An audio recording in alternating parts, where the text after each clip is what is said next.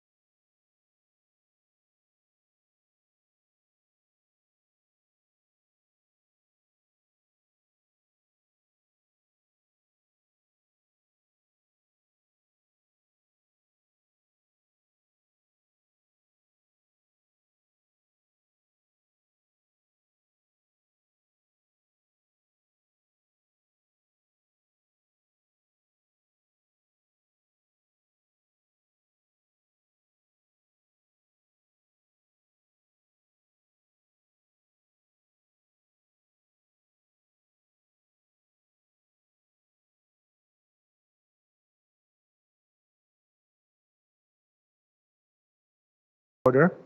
The meeting is being held via teleconference, moderated by myself and the Commission Secretary, Tia Burrows Nu'uanu, from the DHHL office at Halipono'i, 915420 Kapolei Parkway, Kapolei, Oahu, Hawaii.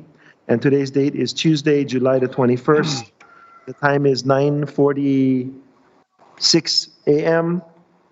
Pursuant to Governor's July 17, 2020 Supplemental Emergency Proclamation for COVID-19, Hawaii Revised Statutes, Chapter 92, regarding public agency meetings and records is currently suspended through August 31st, 2020, to the extent necessary to enable boards to conduct business without holding meetings open to the public and to allow state agencies the ability to effectively and efficiently provide emergency relief and engage in emergency management functions. At this time, we are able to live stream this meeting via the DHHL website. Leah, will you please call the roll? Here. Commissioner Helm, Here.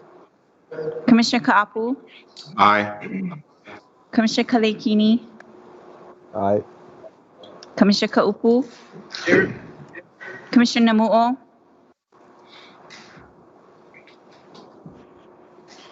Commissioner Namu'o, Present. Commissioner Neves, Aye. Commissioner Teria. I see you. Hi, here, sorry. Okay. Chair Ayla, Present. 9 members present. You have a quorum. Okay, thank you.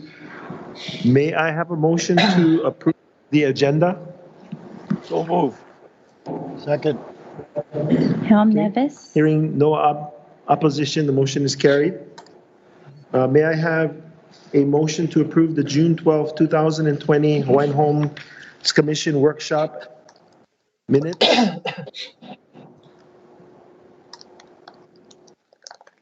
So move. Second. Ka'apu Neves. Second, Neves. Hearing no opposition, that motion is carried. Need a motion to approve the June 16th, 2020 regular Hawaiian Homes Commission meetings? Do I have a motion to approve? So moved. Neves. Second. Chair, this is Russell. I have a comment for correction to the minute. Okay. Go ahead, Russell. So, yeah, starting on page 3 of 17, there's a series of motions that were made by Commissioner Ka'apu. And it's reflected in the header of the table, but then in the checkbox is under Ka'upu. Oh, got it. So, yeah. So I think there's 1, 2, 3, 4 of those. They were just trying to note the more intelligent one of us two. I think so. All right.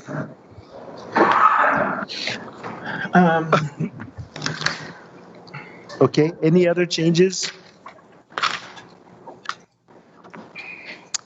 The motion to approve with changes. So moved. Neves. Hello, can I say something? Sure. Before- Okay, I just wanted, I will approve the minutes, was great minutes, but I wanted us to have an update on page 6 to 17. Item C2, if you can, just for your notes. An update C2. provided.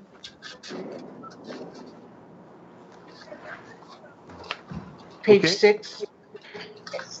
So if you could, if the chair could provide us with the Kanahili Community Park opening. Right. Okay, I will do Thank so. you. Very good minutes. Thank you, Chair. Thank you, Leah. Okay, so. Thank you. With that comment, we still need a second on the amended minutes. Second. Changes. Was that Commissioner Teria? Commissioner, yes. Ka'apu, David, were you going to say anything? No, it's fine, thank you. Okay, so we still need someone to second Oh, we have I- Nevis first I- and Teria second. Yes, Okay. Commissioner, yeah, I did. Thank you. Okay, so hearing no further comments, no further changes, the minutes are approved.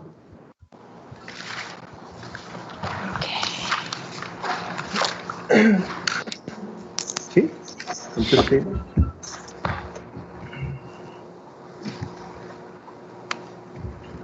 Okay, so going to the consent agenda, are there any items that commissioners wish to remove or have further discussion on?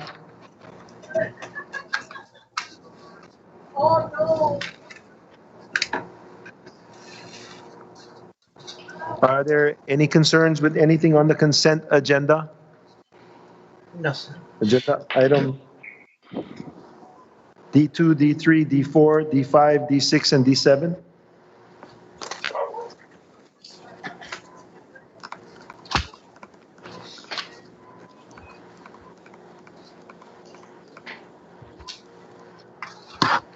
Trying to figure out if the silence is approval or if you can hear me.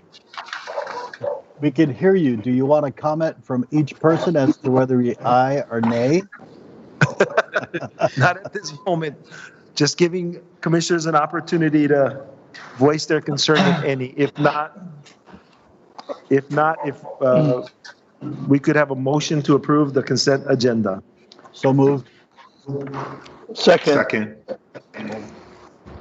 Okay, so Nevis. roll call vote. Who's second? Question from Patty, Patty, second.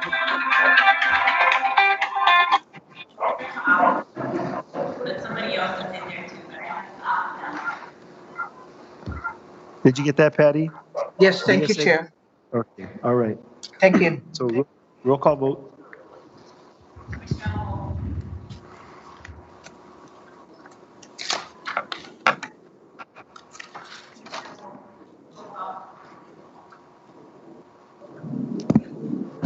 We Okay. can't hear you. Oh, Commissioner Owo, sorry. There you go. Aye. Commissioner Helm, Aye.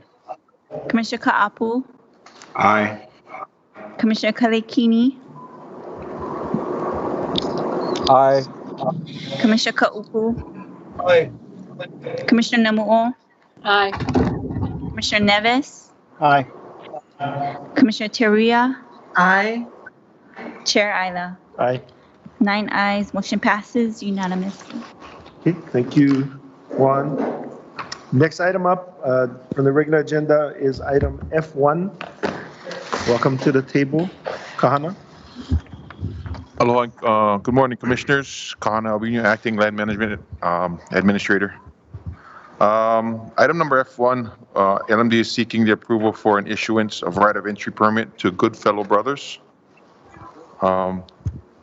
which would cover the premises for storage of construction equipment and materials on the subject TMK as listed.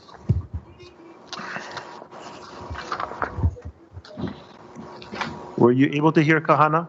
Yes. Yes. Okay. Any questions or comments on agenda item F1?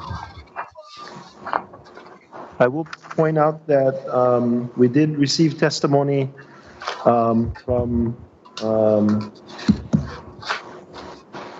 what's her name? Inamoto? Testimonial. Is that, We received testimony from the island of Maui, Okay, cool. from Paupena, just bringing up the point that this ROE was approved rather timely, and there were continued requests for ROEs for the other portions of vacant land on Maui are still taking some time. So just wanted to make sure that the commissioners were aware. There was some late testimony that came in. Of course, this ROE is very different. It's a construction job that is in need of a place for equipment.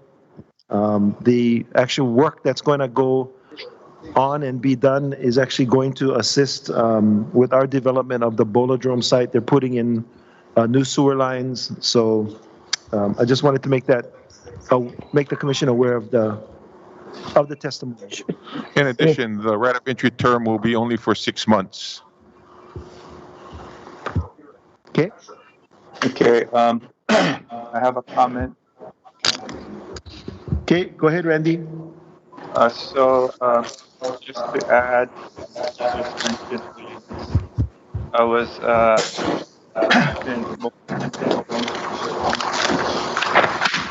Cannot Can hear. I hear? the question, what was this right of entry for, number one? And number two, was there any kind of consultation? As I recall, I think that's I cannot hear you. raised. Randy, we Can cannot you hear. repeat? Yeah, Randy, can you repeat that a little bit closer to the microphone, please? Okay, so can you hear me okay now? Yes. Yeah. Better. Yes. Thank you, Randy. Okay, so in a recent Opupuni Council meeting, just to add what you already provided, Kekoa did, as I recall, she asked two questions. One, what was the purpose of this right of entry being issued to Goodfellows? That was the first question. And the second question was there any kind of consultation regarding this matter before the issuance of the ROE occurred? So I just wanted to add that in for the record. Very good questions. Okay, thank you, Randy. Normally for short-term dispositions Correct. of this nature, there is no beneficiary consultation that's required. Okay. Chair, even if, excuse me, Chair, even Yes, if they're not, even if they're not beneficiaries, I'm sorry, can you repeat that, Commissioner Helm? no, because you said it's not necessary for them to go to consultation. So even if they're not beneficiaries, is that okay? Yes, I mean, this is a simple request to use a parcel of land in a temporary situation that will facilitate construction. And secondarily, in facilitating that construction, it's going to increase the infrastructure in the area that will make our development at Bolodrome In the future. more attractive and be able to be accomplished quicker. We can send out a policy on beneficiary consultation again, and you will see in a previous commission's approval of that those policies that this clearly meets the criteria for non-consultation. Okay, thank you. So Thank can you, you note William. that? Thank you. Kahana, I Do have we a have a mo- question. I have a question. How did you come up with the rental, $1,547? Is that a monthly rental that Goodfellow will be paying to the department? And how did you calculate that amount? So if you look on page 3 Oh, okay. of the Sorry. submittal, it provides information as to how the number was established. Basically, we took the land assessed value and multiplied it by 8% return. I see. So Goodfellow is the construction, they will be doing the project at Olajum.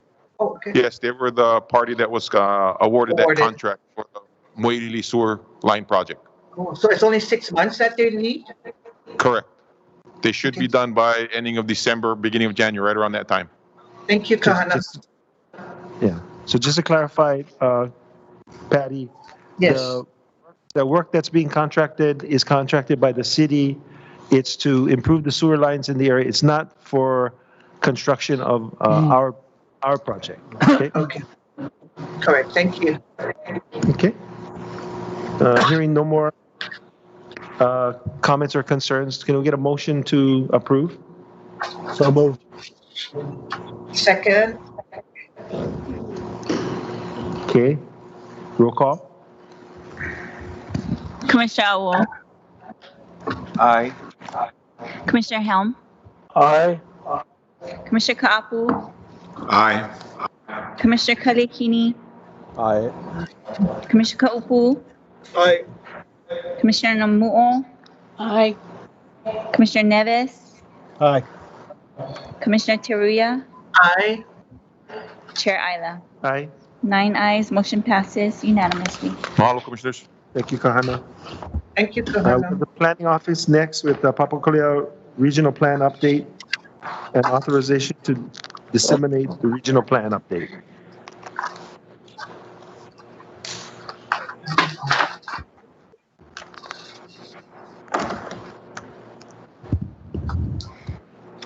Aloha Commissioners, Andrew Choi, Acting Planning Program Manager. Item G1, that the Hawaiian Homes Commission adopt the Papakolea Regional Plan update and to authorize dissemination of the Papakolea Regional Plan update. Do we have a motion to consider staff recommendation? So moved.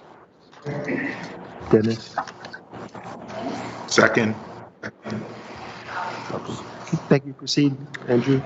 With me today, I have Nancy McPherson, who has been the lead planner on the Papakolea Regional Plan update, and she will be presenting information related to this submittal. Aloha mai kako commissioners. Aloha. Aloha. Aloha. Nancy McPherson, not actually on Molokai, but wish I was. Anyway, so I'm going to make these comments brief. I already got scolded because I don't have a headset. So, but I did want to remind commissioners that the draft plan was presented to you in February of 2020.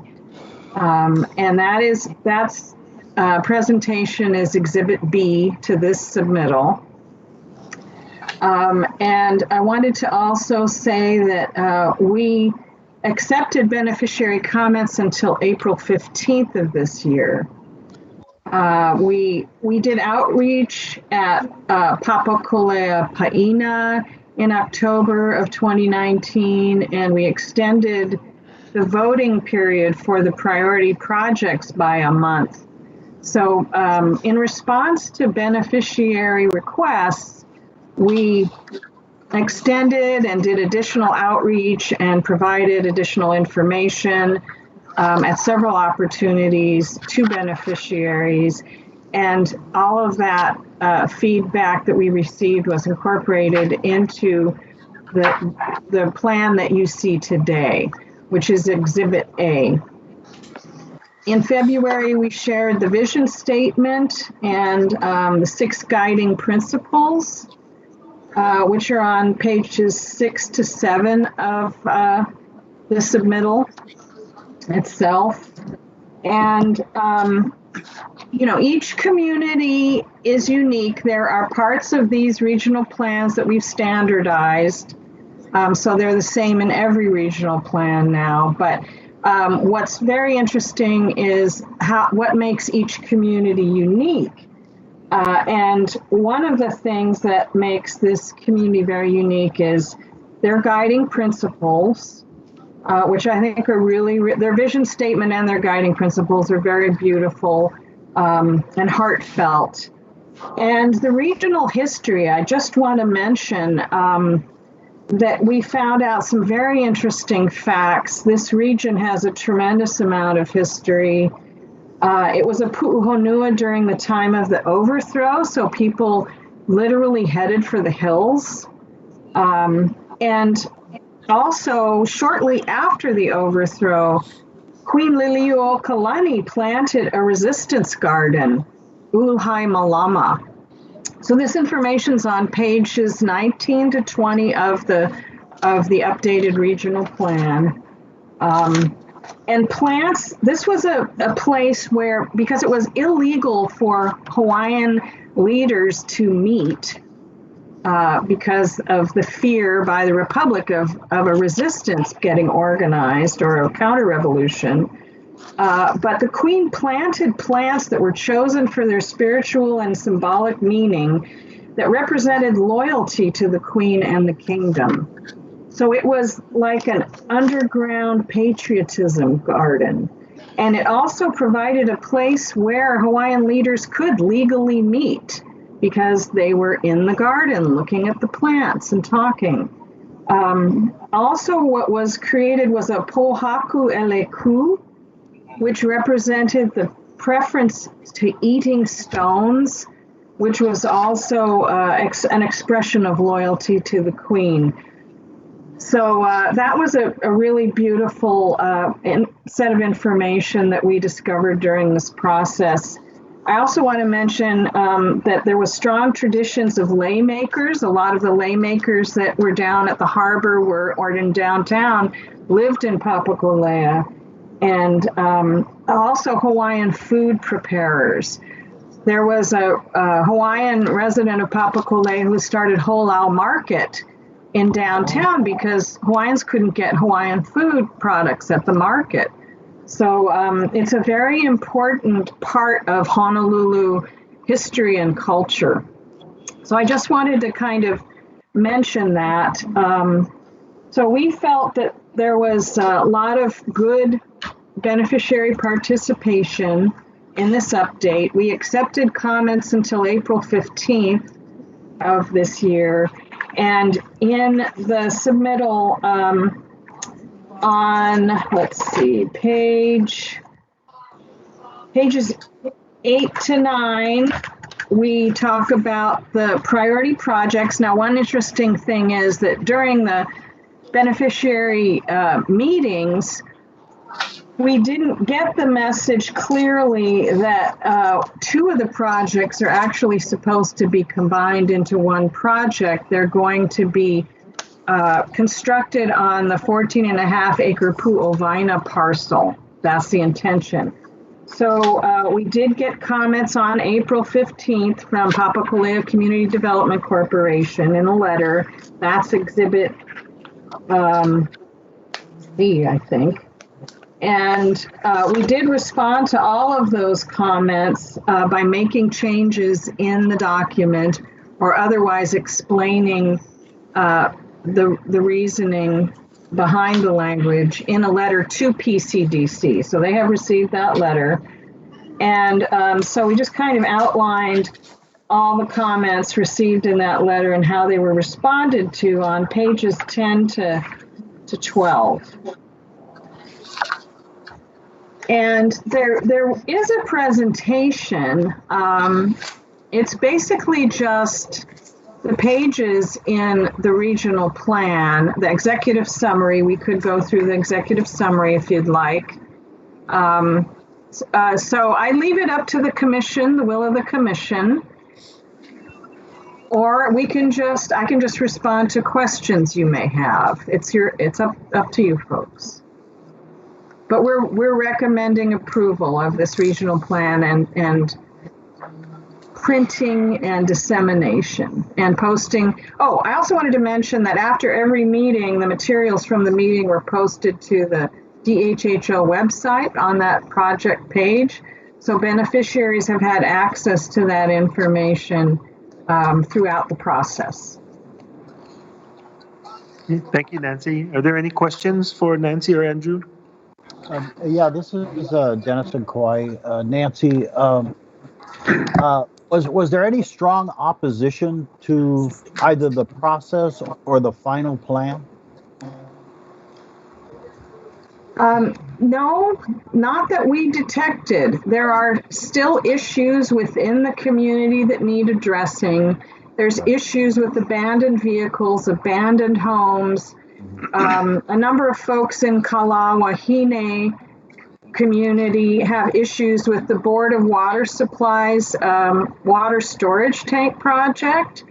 But as far as the vision, the guiding principles, and the priority projects, there was very strong support and agreement from those who participated in the process. So we feel it's pretty solid. Yeah, it seems like you did an extensive amount of work to get beneficiaries involved and provide them a lot of good information. So I really appreciate that. Thank you very much.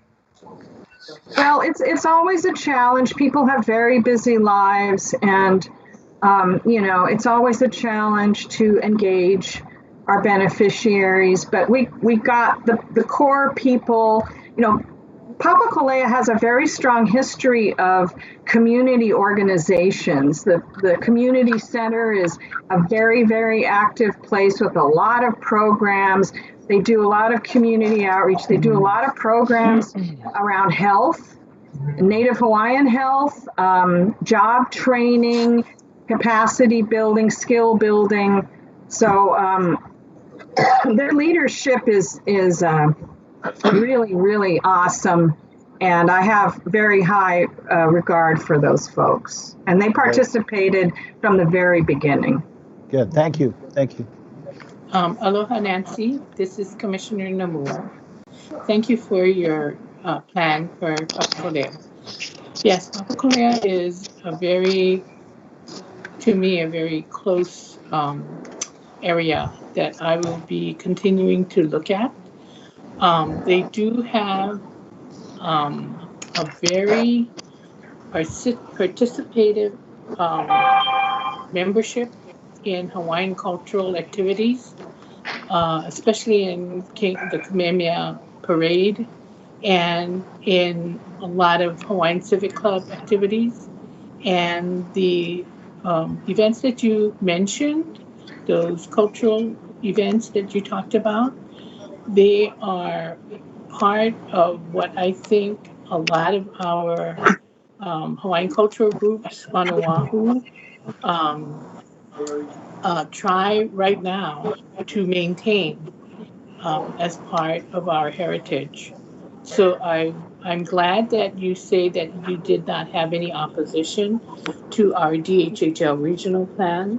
And I hope that there is a lot of buy-in for it, so there's a lot of support.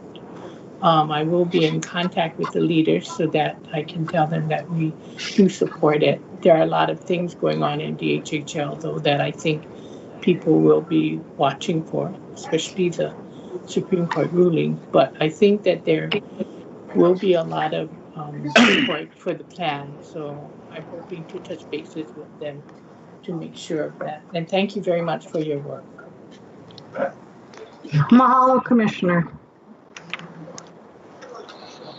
Nancy, this is, yes, Nancy, this is Randy. First, I want to thank you for that really interesting historical rendition you provided to us regarding Papakolea. I also want to say that, again, in my recent Mokopuni Council meeting, one of the participants had made reference to the manner in which the Papakolea community was being described. I've not seen it, but if I heard her correctly, I believe she alluded to some kind of verbiage that treated them as second-class citizens. I'm not sure what she's referring to, but I thought I would bring that up for your review and further consideration, not having seen it myself. Commissioner, I know that one of the issues is abandoned cars and a perceived or delay or a little recalcitrance about Honolulu Police Department actually removing those cars. So one of the issues, especially for the folks in Kewalo in the lower area, there's one section of street that everyone has to go through to get to the main street, to get their kids to school, to get to work, and it really jams up. And so that's been a long-standing issue, and it's been difficult. So we do need to sort of give that clear message to Honolulu City and County that there should be no difference between Hawaiian homelands and non-Hawaiian homelands when it comes to removal of abandoned vehicles. Okay.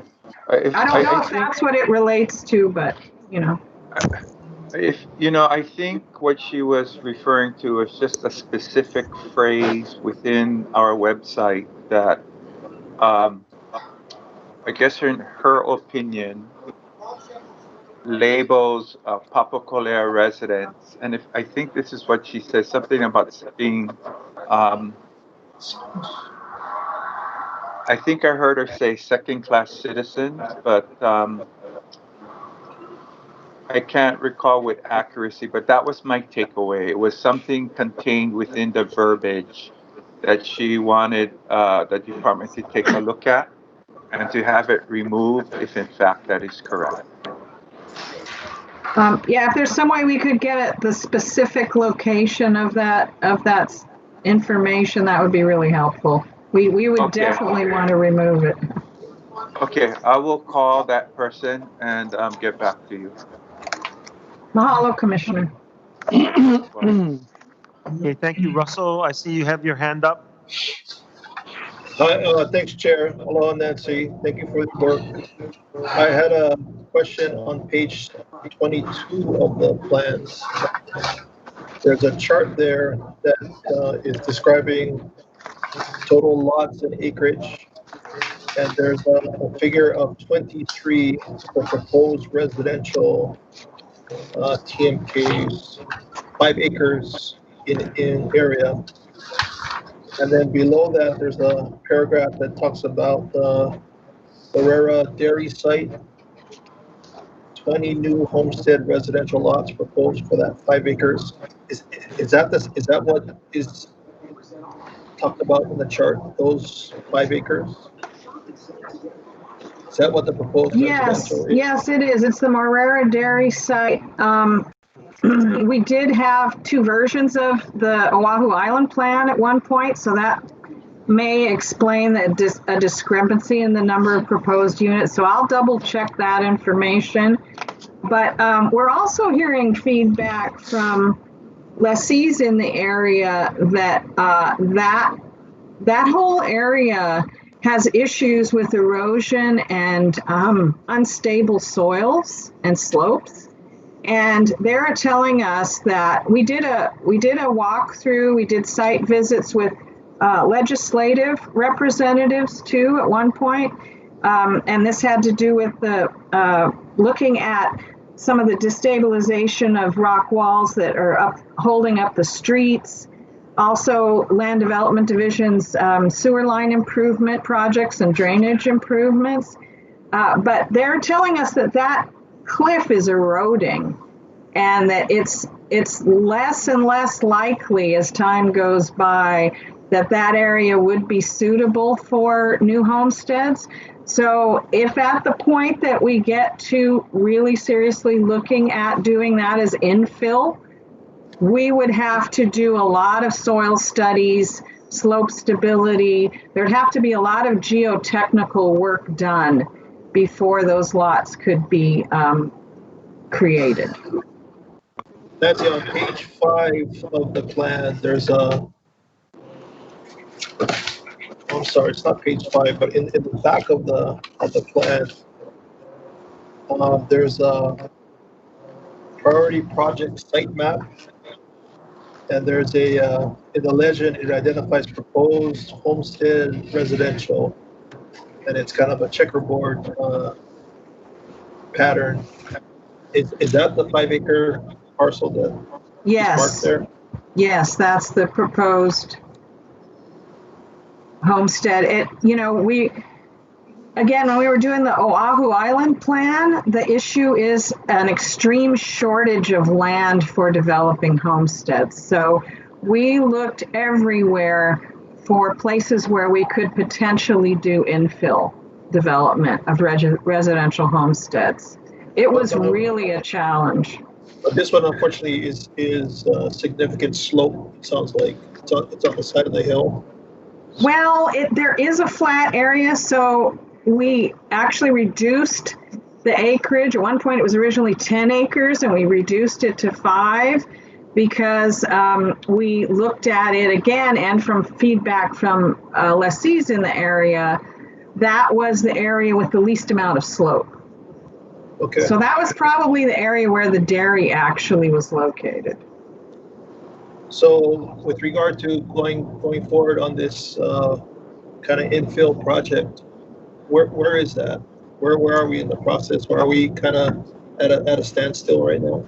We do not have that on a list for developing those lots. Correct. Well, we have so much capacity out in Kapolei and Kouluokahai that, but the thing about this location is it's close to downtown, it's close to jobs. We've been looking at the Bolodrome site, redeveloping that for rentals instead. Right. Yeah. Okay. Thank you. In short, Commissioner, this particular site is not currently a priority for the department to develop homesteading. The department's focus has been, as Nancy had said, in Kapolei, and also we are in urban Honolulu. We're looking at the Bolodrome site to develop additional housing opportunities for our beneficiaries. Okay. Thank you. Okay, any further questions or comments? Go ahead, David. Thank you, Chair. I want to ask a question. Yes, David.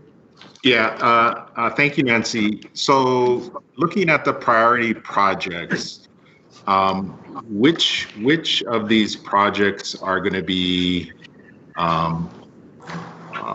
coming to us first, if any?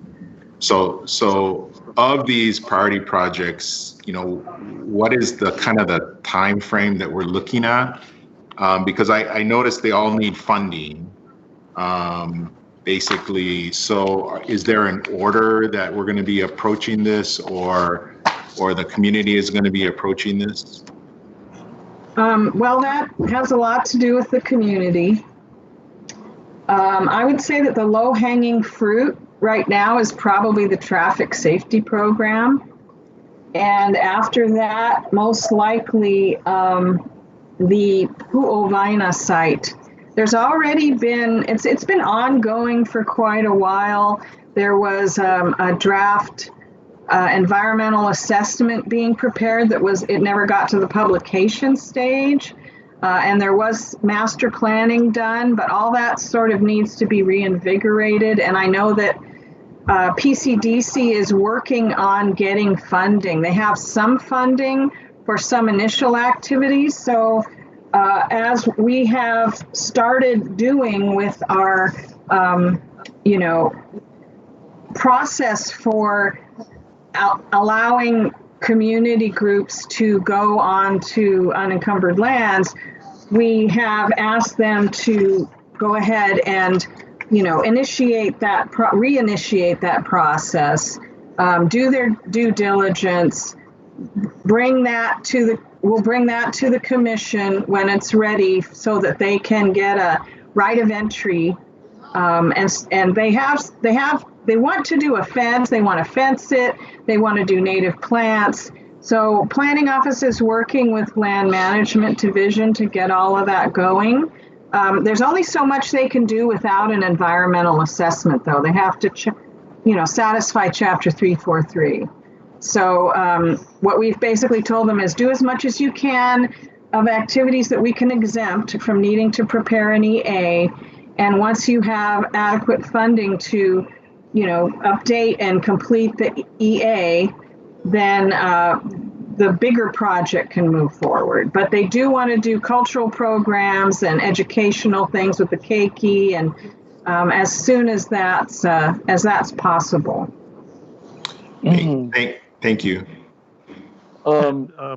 Chair. Hang on, let me address something that David brought up. So in addition, the community has sort of flipped the script on part of their community development plan for that 23 acres and is now asking if they can do senior housing.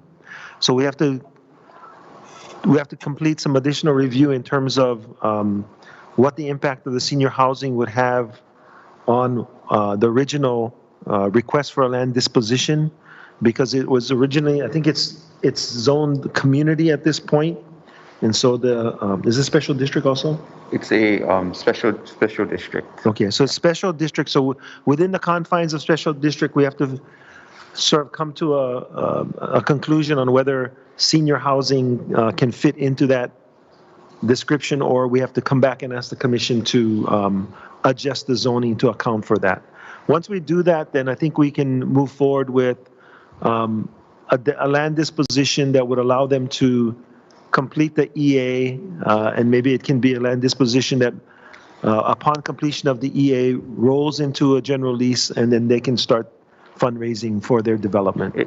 It would be consistent with the process that we've been engaged with other community associations, in which we would issue a right of entry for them to do due diligence, which would include a special area plan to see the compatibility of the proposed uses with the resources in that area. That would fold into a Chapter 343 environmental assessment, and then due diligence regarding the financial feasibility of the proposed project, whatever that might be, as well as Chapter 6E compliance. So during that due diligence period under the right of entry, that's when that would all be happening. Once that's completed, then we can take a better look at longer term disposition for the site to the community association. So does our vote today affect, for example, if we vote yes on their priority projects, but for example, because it's included in here, which is the living center, right, for Kupuna, how does that impact if later on we determine that it would not be appropriate or appropriately situated in that that special district? The commissioner would have an additional opportunity to make a decision on this project during the issuance of the disposition, the long-term disposition, and also the right of entry. What the adoption of the regional plan really says is that these are the community's priorities. The community, through this planning process, has identified these priorities, and there seems to be, through this planning process, support for these projects. In other instances in which we've had unsolicited requests for use of Hawaiian homelands, if they're not part of a regional plan, then we would do additional beneficiary consultation prior to recommending to the commission a right of entry for due diligence, just to see and gauge the support from our beneficiaries for a land use request. But because these projects are identified in a regional plan, it signifies that there is community support for these types of projects. Okay. Chair? Yes, Zachary? Yeah, you guys had indicated that there's 30 homes that are abandoned in Papakolea, mainly off Tantalus Drive. Has the department, I'm sure they're currently are addressing the issues. So are these homes unlivable? Is the department deciding not to develop these homes again if they're not livable? There are a couple of lots, Zachary, that are at this point determined to be non-developable. There are others that are going through successorship issues. There are others that will likely come to the commission as contested cases. So that's the progress. I can get HSD to provide you with a more specific response regarding the 30. Okay. Okay. Thank you. Thank you, Zachary. Any other questions, concerns? Agenda item G1. Okay, we already have a motion, so roll call vote. Leah? Commissioner Awo, Aye. Commissioner Helm, Aye. Commissioner Kaapu, Aye. Commissioner Kalekini, Aye. Commissioner Kaupu, Aye. Commissioner Namuo, Aye. Commissioner Nevis, Aye. Commissioner Teria,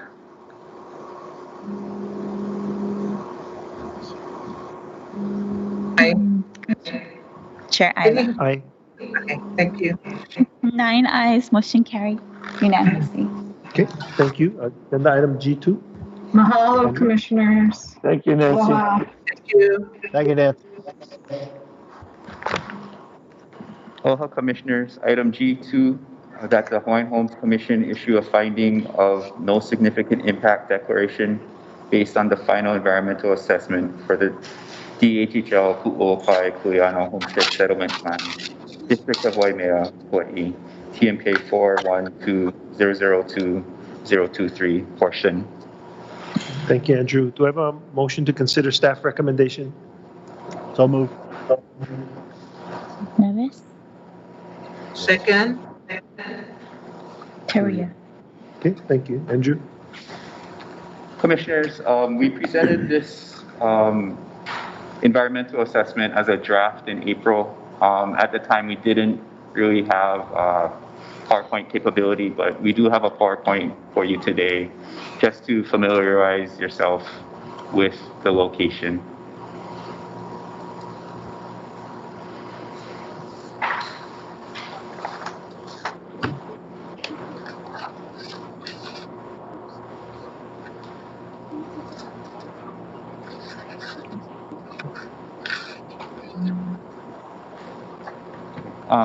Next one. So the purpose of the Pu'uopai Kuleana Homestead Settlement is to award Kuleana subsistence agriculture and pastoral lots to beneficiaries on the Kauai Island Agriculture and Pastoral Waitlist. In 2019, over 500 Native Hawaiians residing on Kauai have received a Homestead Lease Award, while approximately 4,000 applicants remain unawarded. Many people have been waiting over 20 years. As of 2020, agricultural lessees account for approximately 50% of unawarded applicants. In 1998, the Kuleana Homestead Program was officially adopted as part of the Department's Hawaii Administrative Rules. The program was designed to provide opportunities for beneficiaries to manage their lands and deliver homestead lots at a faster rate by awarding raw, undeveloped land. Under this non-traditional homestead program, the department agrees to provide a compacted, unpaved roadway suitable for four-wheel drive vehicles to access the lots, survey and stake the award lots. The Kuleana Homestead Program provides this homesteading alternative for immediate access to raw land and an opportunity to create a new self-sufficient community. So just to point out, the area on Kauai that we're looking at is in Waimea on the west end of Kauai. Within this Waimea tract, which consists of 15,000 acres, the project area that this environmental assessment looks at is the pink area, which is approximately 1,414 acres.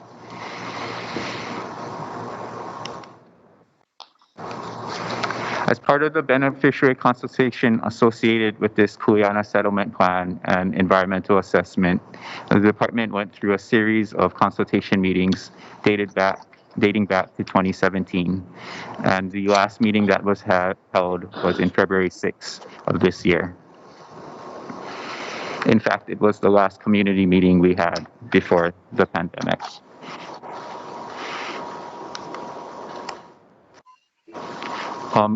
Based on the feedback from those meetings, this is the proposed DHHL settlement plan of the area. The settlement plan includes 387 acres for subsistence agriculture, half-acre lots in these two areas. Phase 1 will be in this area up here. That's right. It also includes 63 acres of supplemental agriculture, the yellow area indicated on the map. It includes 110 acres for 12 10-acre pastoral lots, which is the brown area on the bottom. It includes 152 acres for community use, which is the blue area in the center of the map. And also includes 231 acres, which has already been licensed to the Kekaha Hawaiian Homestead Association. The remaining acres in the pink are 702 acres designated for special district. These areas, as mentioned previously, require special attention because of unusual opportunities and/or constraints. These may include natural hazards, unique resources, and consider would need further planning to manage these areas.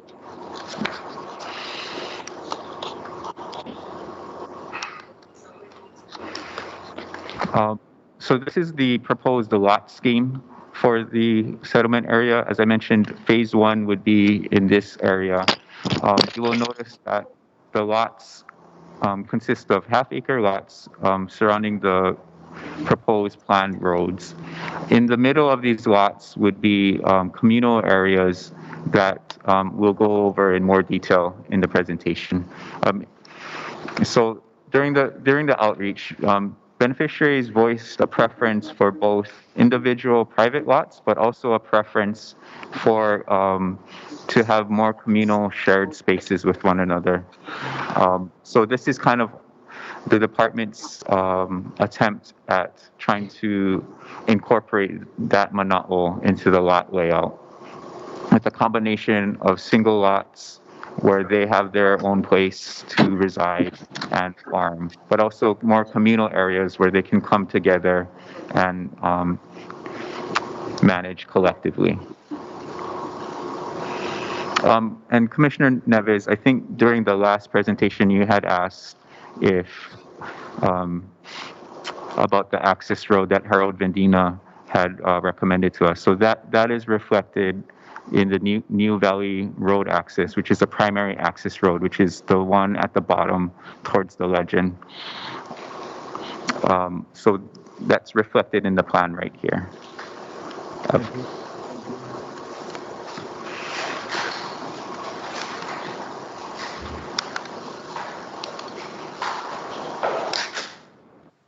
So as I mentioned, phase one would be the more northern parcel designated for subsistence ag.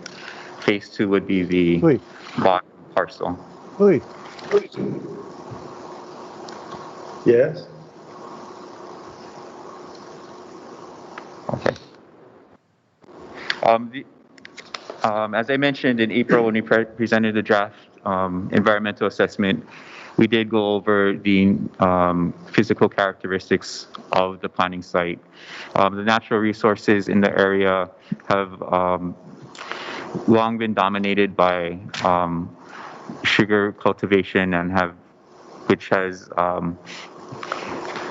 increased the non-native vegetation in the area, and just a few native species are present in the project area site.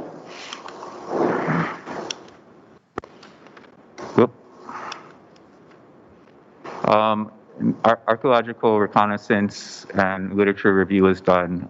During that process, 3 historic properties were identified in the area. The plan tries to avoid these historic properties. I'm sorry, the plan does avoid these historic properties. There is always a possibility that during construction that we might uncover currently unknown historic properties. There might be additional archaeological work that would be necessary to make sure that we do not cause any further damage to archaeological properties. But the department, when we move forward with the development, will work closely with SHPD to make sure that we are compliant with their requirements, as well as to make sure that we will incorporate their recommendations into our development so that we can mitigate any adverse effects to historic properties.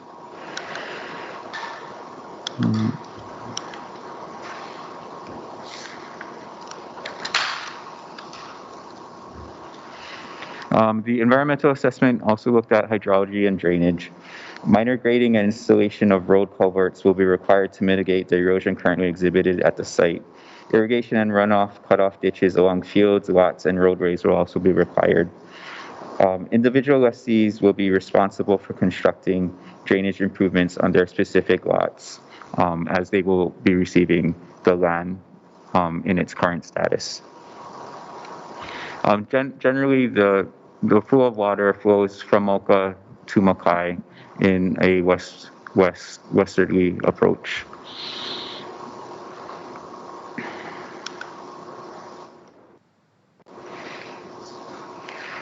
The current lot schemes are also planned to maximize the use of the existing road network that was left by the plantation.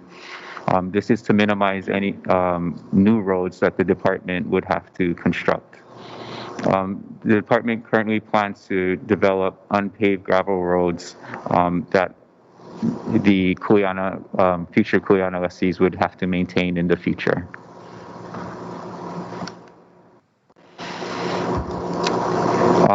It is important to note, and I'll go over this later on in the presentation, but the Kauai Island Utility Company will be responsible for the main access roads to the project site.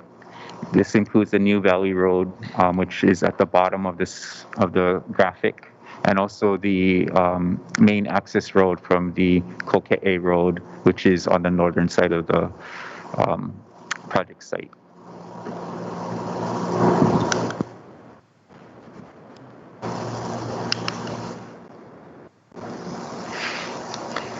This is just a picture of the current condition of the Pu'uopai Reservoir. Currently, it is not in use, but the KIUC will be making improvements to this reservoir to make it into productive use. The water from the reservoir can also be utilized for the purposes of irrigation. Potable water will be provided via water catchment. Currently, there's an annual average rainfall of 25 to 35 inches per year in the area.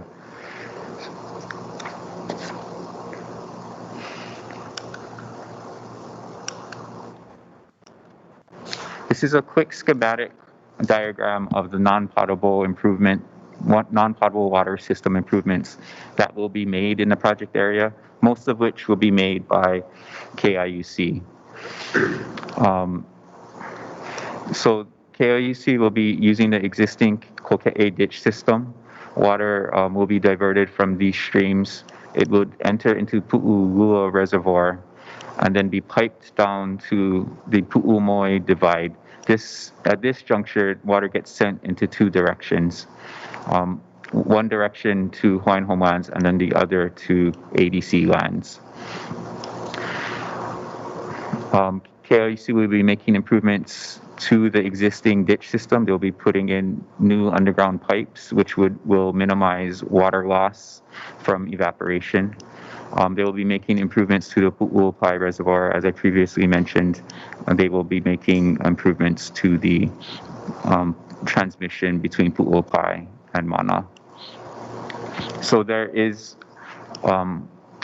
a tremendous opportunity for the future Kuleana lessees to utilize water from the Koke'e ditch system for their irrigational purposes. So the department would have to either construct or work with the lessees to develop transmission lines to the Kuleana lots. We would also have to work on transmission lines from the Pu'uopai Reservoir to the pastoral lots.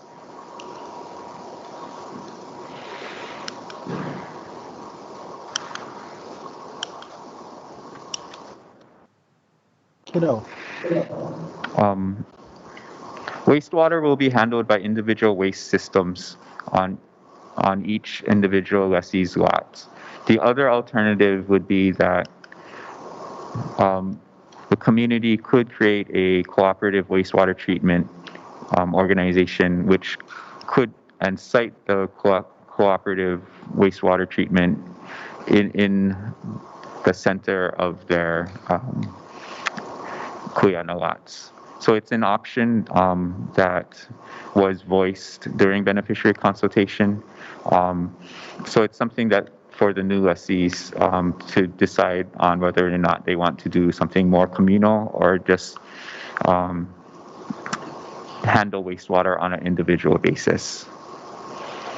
But we just wanted to reflect that mana'o in this plan from community, that this might be an option that they might consider.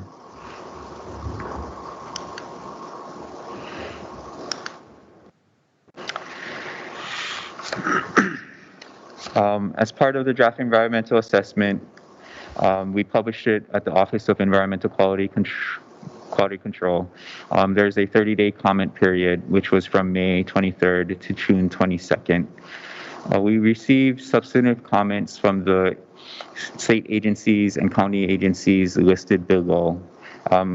Their comments are summarized in the submittal packet starting on page 6. If you have any questions regarding their specific comments, I'll be happy to answer them after the presentation.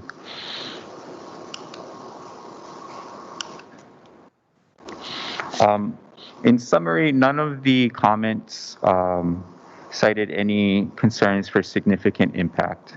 And based on that, the staff is recommending a finding of no significant impact determination. That determination is based per HAR 11212, which outlines 13 criteria, which are listed below.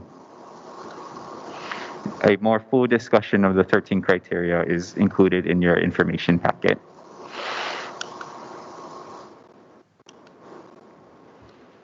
Next steps for the overall project implementation. The department, once a FONSI is approved by the commission, the next step would be to survey and stake lots and record the meets and bounds of those lots.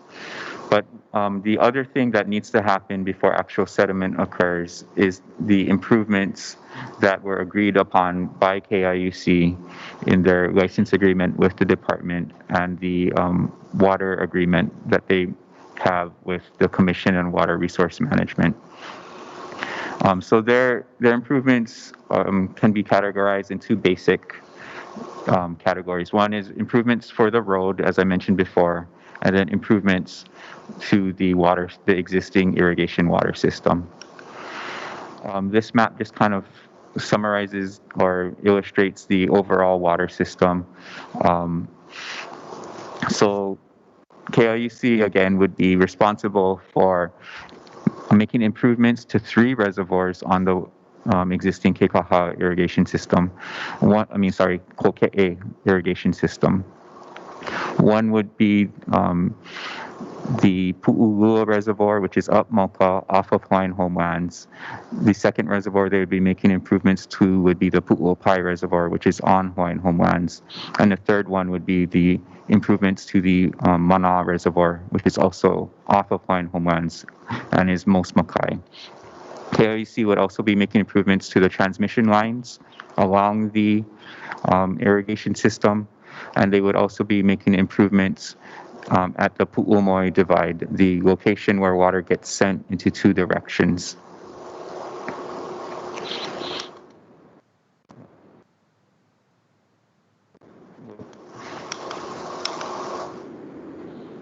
And just to emphasize, they would be making improvements to the main access road, which would be the New Valley Road, and also the what is known as Trail 1 from Koke'e Road. Other improvements, road improvements within the homestead area would have to be made by the department.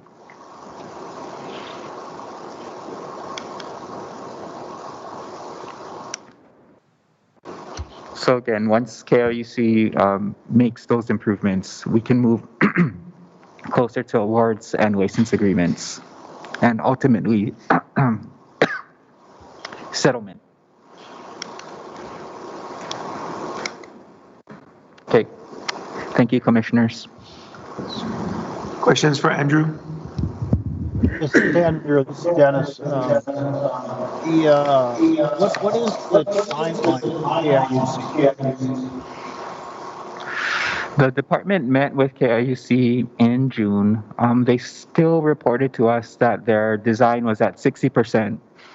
The other arena that they are moving forward with is they do anticipate to publish their own draft environmental assessment on their hydroelectric project in September of this year. All right. Thank you. Thank you. Other questions? Commissioner Ka'apu? You could tell there was a question pending. I have actually a few questions. So, having looked at Kuleana homesteading on Maui, and comparing it to what is being proposed here, part of what we see on Maui, and maybe because the terrain is different, but people can't access their lots because the roads are insufficient. I know that the department is going to put gravel roads in to start, but then I think I heard you say that then subsequently the lessees are going to be responsible for maintaining the road. And I'm just wondering, I get worried because of the problems that we have seen on Maui, and a number of lessees not utilizing their land, so it has just sat. And then I know that, for example, here on the Big Island at Honokaia, the lessees were supposed to be having catchment for their water, drinking, for potable water. And then the department ended up getting sued, and then there's now a settlement that's over $1 million to put in a water line for them. And so I'm looking at similar types of issues that are popping up here, where the lessees are going to have a lot of the responsibility for taking care of, example, drainage on their lot, transmission lines. I know this is not a potable system, so we're going to have to work out transmission lines to half-acre lots. I mean, that's a lot of transmission lines that are going to have to be provided for these Kuleana lands, and I'm just wondering if we've thought that out. The other issue is, when I look at the comments from the other state agencies, they raise the same issues as far as water needs, traffic assessment, complying with OHA wanted them to comply with 6E and SHPD, and I guess that was primarily it. But I just see a lot of potential issues that I think will come up. It's not to say that it shouldn't move forward, or I'm not in support of it. However, it just, based on our experience, you just see the red flags popping up, and I just think we shouldn't ignore them. We should try and address how this is going to work, so that when we do roll it out, it does roll out smoothly. Thanks. Mahalo, Commissioner, for your comments. I agree. Based on our experience in Kahiki Nui, there is a lot of potential to improve the Kuleana program. I think when the department did an evaluation of the Kahiki Nui experience, and I believe we presented that in November of 2019 to the commission. I think you were away during that time, but there were three main findings from that evaluation. One was the department needs to provide a lot more upfront orientation to what this program is and what the Kuleana is and what is expected of lessees, to make sure that instead of just taking an award because it isn't an award and you've been waiting a long time, just to make sure that this type of award is appropriate for you, to make sure that it is something that you want.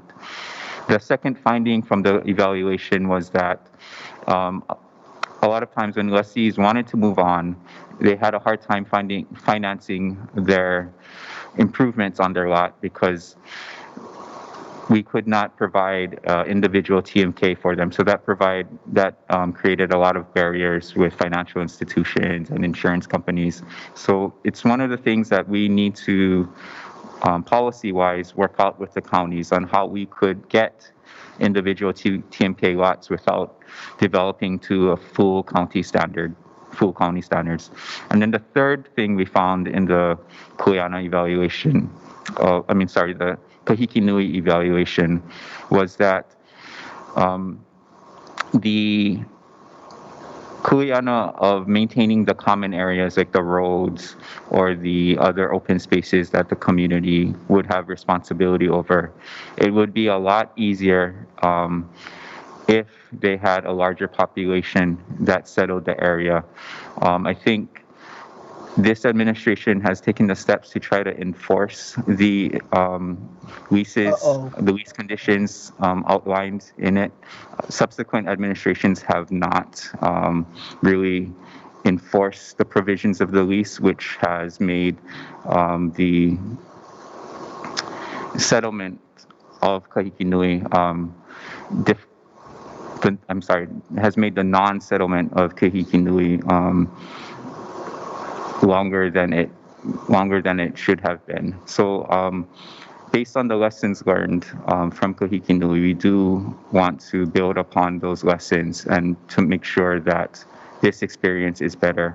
I think Pu'opai, the characteristics of the land make the accessibility somewhat easier than Kahiki Nui. Also, the availability of both rainwater and an existing irrigation system does make this area, in my opinion, seem a little bit easier to settle than Kahiki Nui.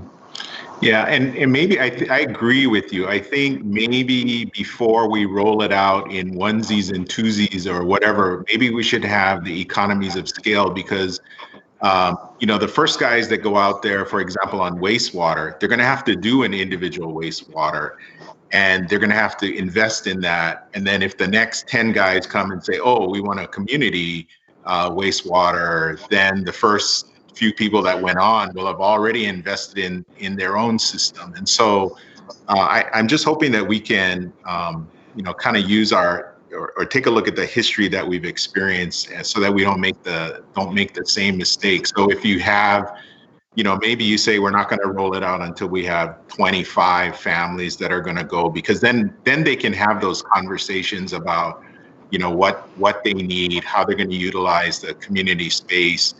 And then but it is a catchment arrangement, right? And so in the documents, it says that the annual rainfall is like 25 to 35 inches. And I don't know what the standard is for Kauai, but I know Big Island, in order to have catchment, you need a rainfall of at least 65 inches. And so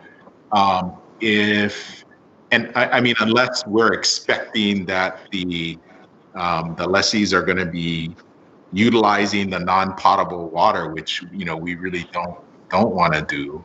I'm just not sure how we're going to address that.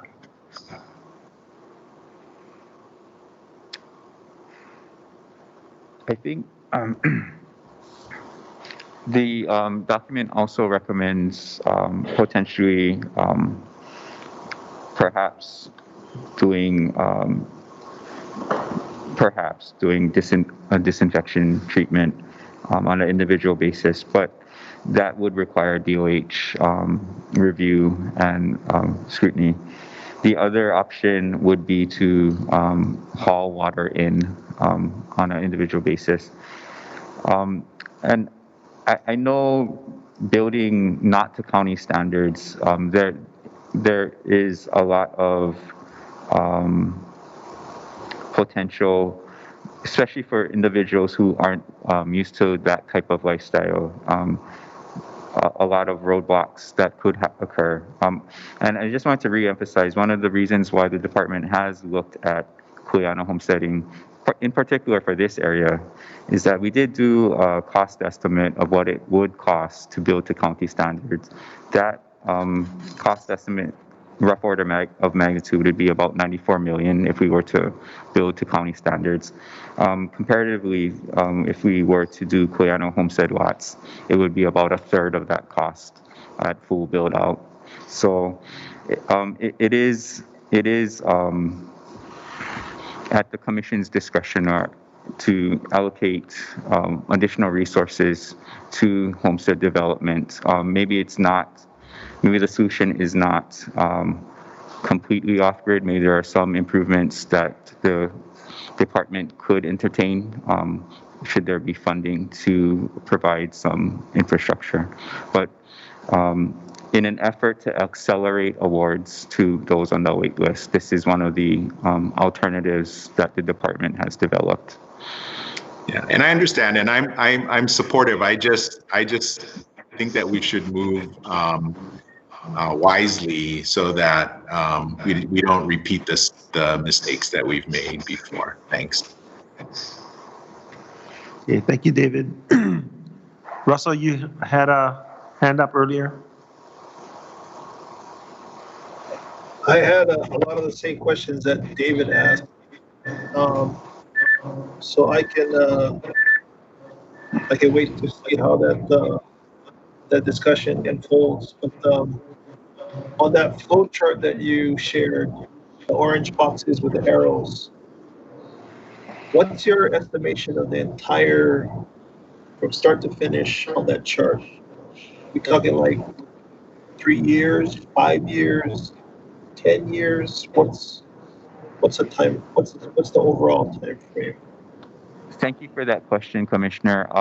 That's the same question we got a lot during the outreach meeting is we are supportive of this, but how fast can you guys actually move on this and give us an award to settle? The answer, honestly, is it depends. It depends on several factors. One is the pace at which KIUC can make the improvements to the roads and to the irrigation systems.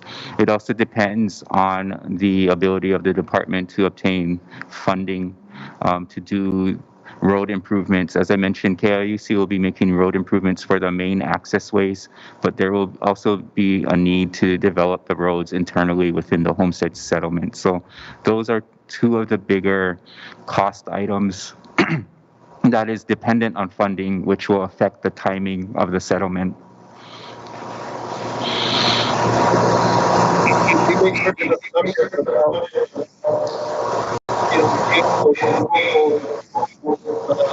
Kind of move forward steps. I'm not going to hold you to it, but what's your best guess right now for the entirety of the process? I didn't understand. Yeah, could you repeat your Yeah, question? if you make, based upon past projects, if you make certain assumptions regarding obtaining approvals, like you mentioned, both Hawaiian Homes and KIUC, what's typical for a project like this to run the full path? Or give me a range, or. So this will be the first Kuleana project since Kahiki Nui, so that time frame has been about 20 years. So there's no real typical range for a Kuleana homestead. What I can tell you or share with you is that it takes the department between 5 and 8 years to develop raw land to a county development standard. So a regular homestead, it takes the department between 5 to 8 years to develop a homestead area, starting from raw land. And that 5 to 8 year time frame assumes that the department will receive all the funding that it requests from the legislature, and also assumes that we receive all the approvals from the counties because we are building to county standards. So we hope that the Kuleana development time frame is faster than 5 to 8 years. But again, I can't venture a real specific guess on what the specific time frame is because of those factors related to KIUC's improvements and the improvements the department will have to make, which currently there's no pot of funding for. But the important step is that we move forward with the environmental assessment, which will allow us to show that we have a plan. The plan is compliant with all the environmental laws and that we can solicit funding for this project. Thank you. Okay, thank you, Russell. Any further questions? Yeah, this is Dennis. I agree with what Kapu said that there aren't a lot of lessons learned with Kikinui, Mapu'u, a lot of different areas where, um, I mean, like Honokaia, we ended up getting sued and spent $1 million on putting in a water system. So I think there's got to be a lot of discussion and guidance from the department or the commission to these folks that are going to take on this Kuleana land, because I think my feeling in talking to the residents and being in some of the meetings is everybody wants their piece of the cake before Tutu dies, but I don't think they understand what this all entails, Kuleana. And there are resources through the state, which I've coordinated for the Kuleana lands here in Kamamalo'o, is there are grindings, roadway grindings that we could get from the state, since it's a state project, to stockpile for us to rebuild our roads. And we're in that process, and we got a lot of stuff from the state here in Kauai to build those roads. So we got some real good roads going in the Kuleana project here in off of Kealea Road. And I think that really my biggest concern is, and I know we don't like to get involved in homeowner associations, but I think it doesn't make any sense in a regular fee simple process. There are homeowners associations that are run by the contractor and then eventually handed over. I think that is something we need to do so people really understand. Hey, this is what you're getting. You may get water for plants. You're not going to have water for drinking water, but they need to understand that from the beginning. That doesn't stop them from suing us, saying, you didn't give me what I needed. So I think the project should go through. I think we need to have a lot more discussion with folks so they really understand, and it doesn't put the burden back on the department. And we just have to make sure they understand this is what you're getting, and this is to expedite you getting a spot. How we do that, I'm not sure. I know we learned some things about Kikinui. Kikinui is a little more remote than this area. A lot of our folks are Nihawans, and they're used to living on arid land with nothing, and they're all excited about going up there. And until we brought up the Niumalu access road, they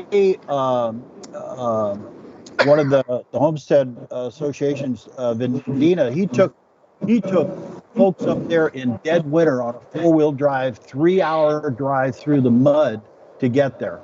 And when we mentioned there may be another area, they said, no, we'll drive the 3 hours. So these people are committed. Remember, a lot of these folks are older folks. So there's still a lot more talking we got to have with that group. The problem is we don't know which group is going. We don't know which group because we don't know the order of the list. The other discussion we had with folks is where am I on the list? Am I going to be part of this project? What does it cost? What is the department's cost for the department's responsibility for roadways, TMK, those kind of things? And how can we get that funding to get the project started once we get a group to understand what the impact of Kuleana land is? I don't know. It's a lot more discussion. I think we really need to really think about how we go forward with this, because I sure don't want to get into another lawsuit on, okay, now you got to build me a well. Good luck trying to do that up there, trying to get things going with KIUC, because they're putting in a lot of the infrastructure as well. It seems to me, and I think people understand that it all comes down to how fast can KIUC move. They are working on it. We don't really have an idea when they'll be done, and I know that's a process. But once they are done, or once they get close, we need to start putting funds together so that this can happen. Because if it doesn't happen, I don't know. Hopefully, I'll be out of the commission by then. But it's one of those near and dear things to our folks here in Kauai. Different group of folks, east side, west side, that I think we really need to put our best efforts forward through all the commission and all the information that we've got from the other Kuleana properties that we've put out. So that's my 10 cents. Thank you. Okay, mahalo, Dennis. In this particular case, I think because there will be some revenue coming in from the land lease for Pu'uopai to KIUC, there will be some funding that will be available. There's also the opportunity to consider other things like treatment of that surface water that's coming down to provide potable water. That's additional costs, but there's going to be some revenue from KIUC. So perhaps whoever is in our place several years from now can take a look at those components and make something that is reasonable and palatable to folks. We also have a commitment from KIUC in terms of, I think it's slightly more than 1 million gallons of water per day to be used from the Pu'uopai reservoir for our homesteading purposes. We do have a water reservation from the Commission on Water Resource Management for 6.9 MGD.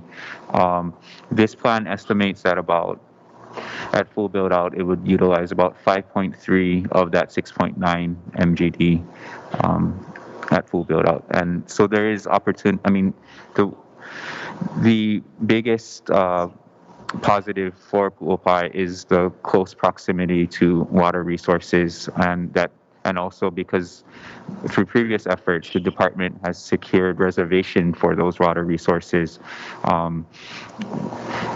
There's a good opportunity, and I just wanted to add on to your comments, Commissioner Neves. I think the department's focus, or the planning office's focus to this point, has been on the physical planning of the site. Mm-hmm. I think once we finish the physical planning, there are other Kuleana homestead plans in the works. Anahoa is one. We know that on Moloka'i there's a strong push. It's a regional plan priority project for a Kuleana homestead there. I think as far as planning office is concerned, we need to reshift our focus. Once we're done with the physical planning, we need to reshift our focus to the programmatic planning of a Kuleana homestead program. As I mentioned earlier, in the evaluation of the Kahiki Nui homestead, one of the biggest improvements that the department needs to do is provide more programmatic support to future lessees. I think in the 1999, 2000s, it was just, here's your lease, good luck. But I think in this new generation of Kuleana homestead, we need to spend a lot more time, have a lot more discussion about what that program looks like, and we hope to include you in that discussion as these discussions progress. Yes, I'll be glad to do that. And also, I just like to say, and I appreciate that, thank you very much. It's important that when we have those discussions, we develop a nucleus of those folks that are going to be on the land to get their input, to basically educate them on how they can get some of these things done, so they're not running back to the department going, hey, I need this, I need that. Developing that nucleus, let them run with it, give them some guidance, keep them focused, and I think we'll get to where we want to be. Thank you. Thank you, Dennis. Commissioners, any further questions, comments? This is Randy. I do have a comment. So Kahiki Nui, that is a situation that I deal with on a regular basis. And I would agree that the department, this administration, is more committed to the enforcement piece of what's required up in that area. The reality, however, is that the enforcement, the department is always challenged in meeting their desire to do more. So when I my concern is for these Kuleana projects is what Kahiki Nui has become. I'm always concerned about promoting yet another Kuleana project, given some of the shortcomings of what's occurred over 20 years in Kahiki Nui. And what we have is we still have some unresolved consequences that continue to affect this association, which continues to bubble up to me as the commissioner. So I think part of what I see occurring in the department's desire to provide more opportunities, more land for our beneficiaries, is that there may be a philosophical understanding of what went wrong, but not necessarily having the resources to provide practical solutions as a result of lessons learned. So that's my concern. And we have, I believe, 14 residents that are currently residing in Kahiki Nui full time after 20 years. So my concern is, what will this project do to make that outcome better? And I'm hearing that there's things that Kahiki Nui does not have that this site does have. So, that's good. But we have a community in some ways that are, in terms of an association, that I feel like they're ready to implode because you only have 14 families who have been there for a very long time. They're all getting older. They continue to try to become more effective as an association, but they keep recycling through the same people, and it's become very challenging for them. So that's my caution. That's my concern on Kuleana projects that continue to be put forward. Okay, thank you, Randy, for your comments. Anyone else? Okay, if not, we have a motion before the commission. Hello, Brad. I have a question. Yes, go ahead, Patty. Thank you. Thank you, Randy and David, for educating me on Kuleana lands. But I wanted to ask Andrew, should the commission approve this today? The recommendation is to move forward with the department to conduct an EIS. Is that correct? No, the recommendation would be to declare a finding of no significant impact, at which point, after the commission's approval, the department would submit the final environmental assessment to the Office of Environmental Quality Control for publication in its environmental bulletin. And after 30 days after publication, that would complete the EA process and fulfill the department's Chapter 343 requirements. I see. And so during that time, they would have a period of public comment?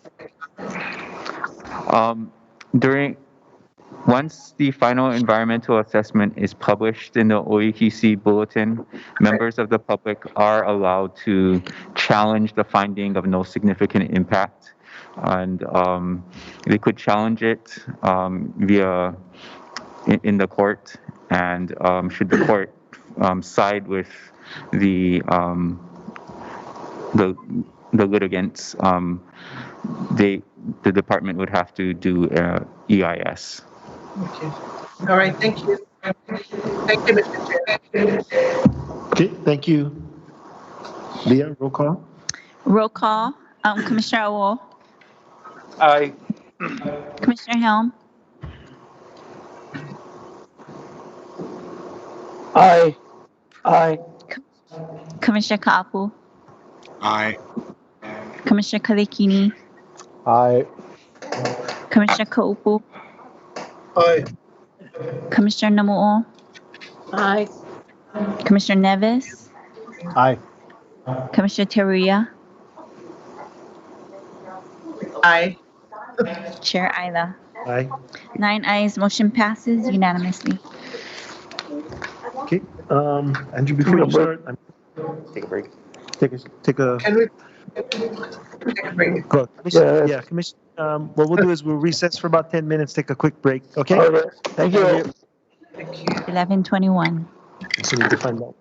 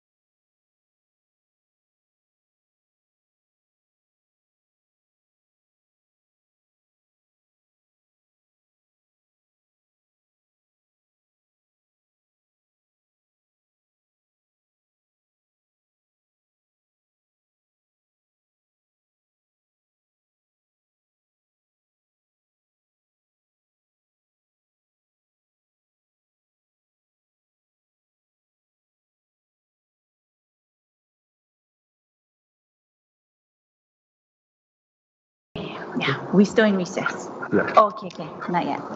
So, commissioners, can we get everybody back? I'm here. Okay, Patty. All right, Dennis. Yes. Commissioner Helm. Oh, there we go. There we go. Okay. Commissioner Helm, who else? David, David, Russell. 123, Russell, Randy, Commissioner Awo. Yes. Okay, Okay, Randy's back. David, Commissioner Kaupu. Wait, Here. which one? Okay, okay. I said Kaupu. Thank you. Russell,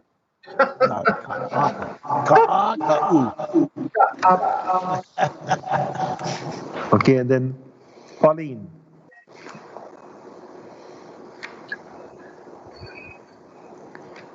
Pauline, are you back?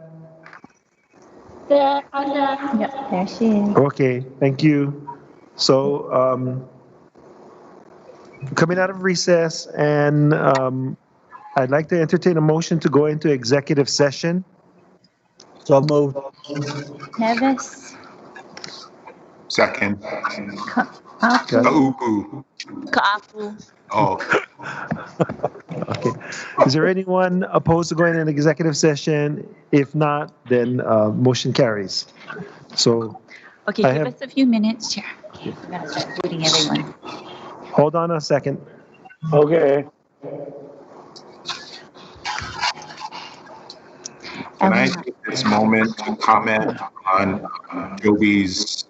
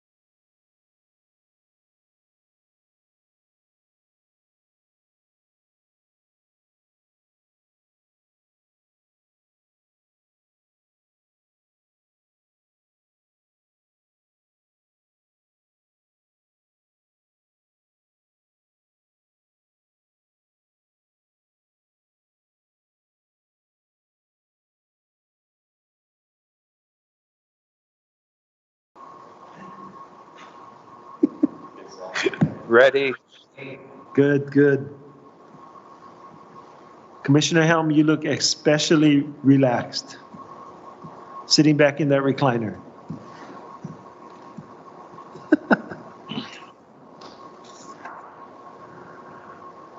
Okay, the commission meeting is back in order, and the next item to be called to the table is G3. G3, Andrew?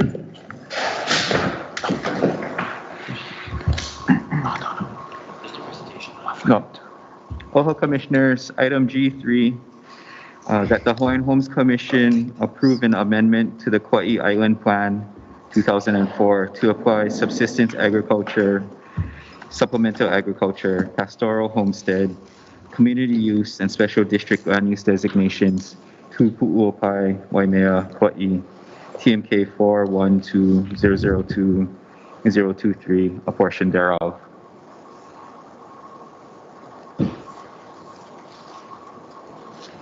Do I have a motion to accept? No. Do I have a motion to consider staff recommendation? So moved. Teruya Nevis. Okay, continue, Andrew. This is just kind of a follow-up to item G2. Land use changes were identified during the beneficiary consultation and planning process for the Pu'uopai Kuleana settlement plan.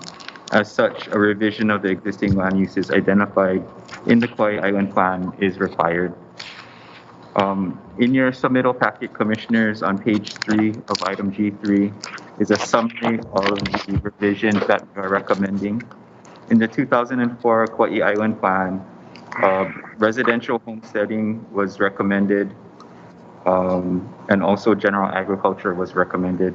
In the proposed Island Plan amendment, we are now recommending to delete the residential homestead land use designation and instead add subsistence agriculture, add pastoral homestead use, and add supplemental agriculture, as well as add community use. So that table just kind of summarizes the acreage changes that we are recommending. This would make the island plan consistent with the Kuleana settlement plan that was discussed previously. Questions for Andrew? Just a comment. This reflects the desires of the beneficiaries on Kauai. A lot of folks that I've talked to are looking for land that they can a little more room so they can subsistence ag. Even our development in Hanapepe, a lot of people have chickens in the backyards and horses and all kinds of stuff. It's just a different lifestyle here in Kauai, and that sort of reflects in this amendment, which I support. Thank you. Any other questions, comments? Okay, roll call. Commissioner Wool,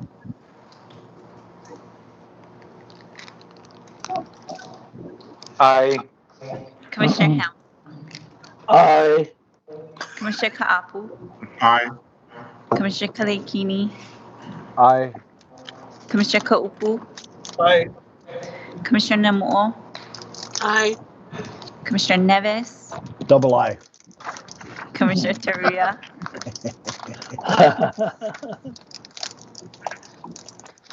Chair Ila. Aye.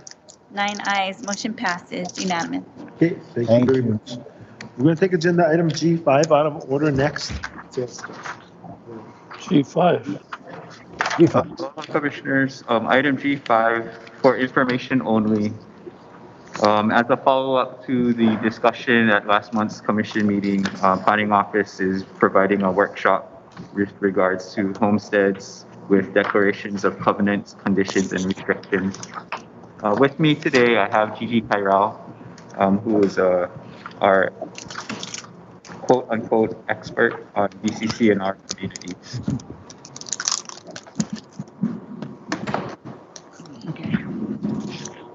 Aloha, Commissioners. Good afternoon. Gigi Kyrell with the Planning Office. This is item G5, workshop information only, homesteads with declarations of covenants, conditions, and restrictions. Okay, sorry. Okay, so this submittal is following up on a request by the Commission from last month, June's meeting. And I've got a PowerPoint up. So we're going to just go ahead and get started here. So the agenda, next slide. So we're going to just cover, the just some background information, definition on what's a DCCR and a planned community, and then just the basic who, what, where, when, and why. Some key differences between DCCRs on Hawaiian homelands versus fee simple. And then, of course, our experience and challenges with implementing this planned community model and the next steps moving forward. Which one is it? So just real quick, DCCRs, we keep using that acronym all the time. And it just means Declaration of Covenants, Conditions, and Restrictions. This is a set of documents which are basically rules that are generally attached to the land. And so any community that's developed on this land is required to have these CC&Rs. And so we'll get into some of the specifics a little later. So land that has DCCRs, they also must have what's called a planned community association. This is a very specific type, legal type of entity. It has very specific structure and requirements. So this type of association requires that the homeowners are automatically members. There are mandatory dues and assessments. And there are documents such as the DCCRs that bind the homeowners. So just a big picture look, because I know we've been talking about what's an association. There's all kinds. So I tried to show this as different shapes and sizes. There's all types of associations that service our homesteads. So as you can see, we've got kind of this group down here. So that's Ahupua'a, Molokai, Homestead Community Development, Kapolei Community Development. You heard about PCDC this morning, and then Laiupua 2020.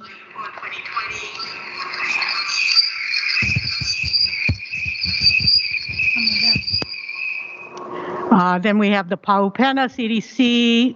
We have at least one waitlist group, Ahunui Homestead Association on Molokai. Then you got this Shaw, which is a statewide group. And then you got all these other Native Hawaiian groups, right? CNHA, civic clubs. And then we have DCCRs. So these are all different types of nonprofits that serve homesteads.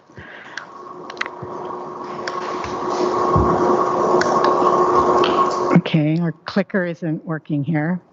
So we're gonna, today we're just gonna stick with this yellow triangle, right? There, even within this subset of associations, there's different types. So the department has acquired properties from Housing Finance Development Corporation that have DCCRs, so that's one type. And then the department has created its own CCR homesteads. There's about 12 of those. So even within this world of homesteads, there's still some differences. So just remember there's 6 properties that the department acquired, and there's 12 that we created, the department created. So a planned community association, there are 3 basic types. There's a planned community, which we currently have on Hawaiian homelands. There are condominiums, which we currently do not have, and apartments, which we do not have. The 3 basic characteristics of these planned community associations: automatic membership, documents that bind the homeowners, And by law, there's mandatory dues and assessments to operate the association. Okay, so I'm going to kind of start backwards with the who, what, when, why.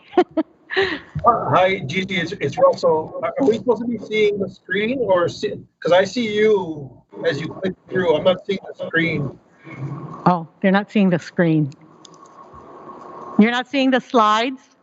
No, I'm seeing you put the clicker at the screen, but I don't see the, it was on earlier for me. I see the screen, Gigi. Oh, I can see the screen. The screen's on.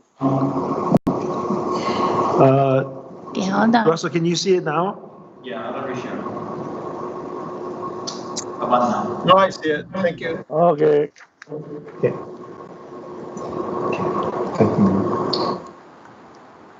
Thank you. Sorry to interrupt.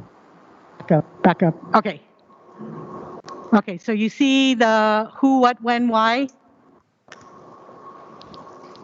Yeah. Okay.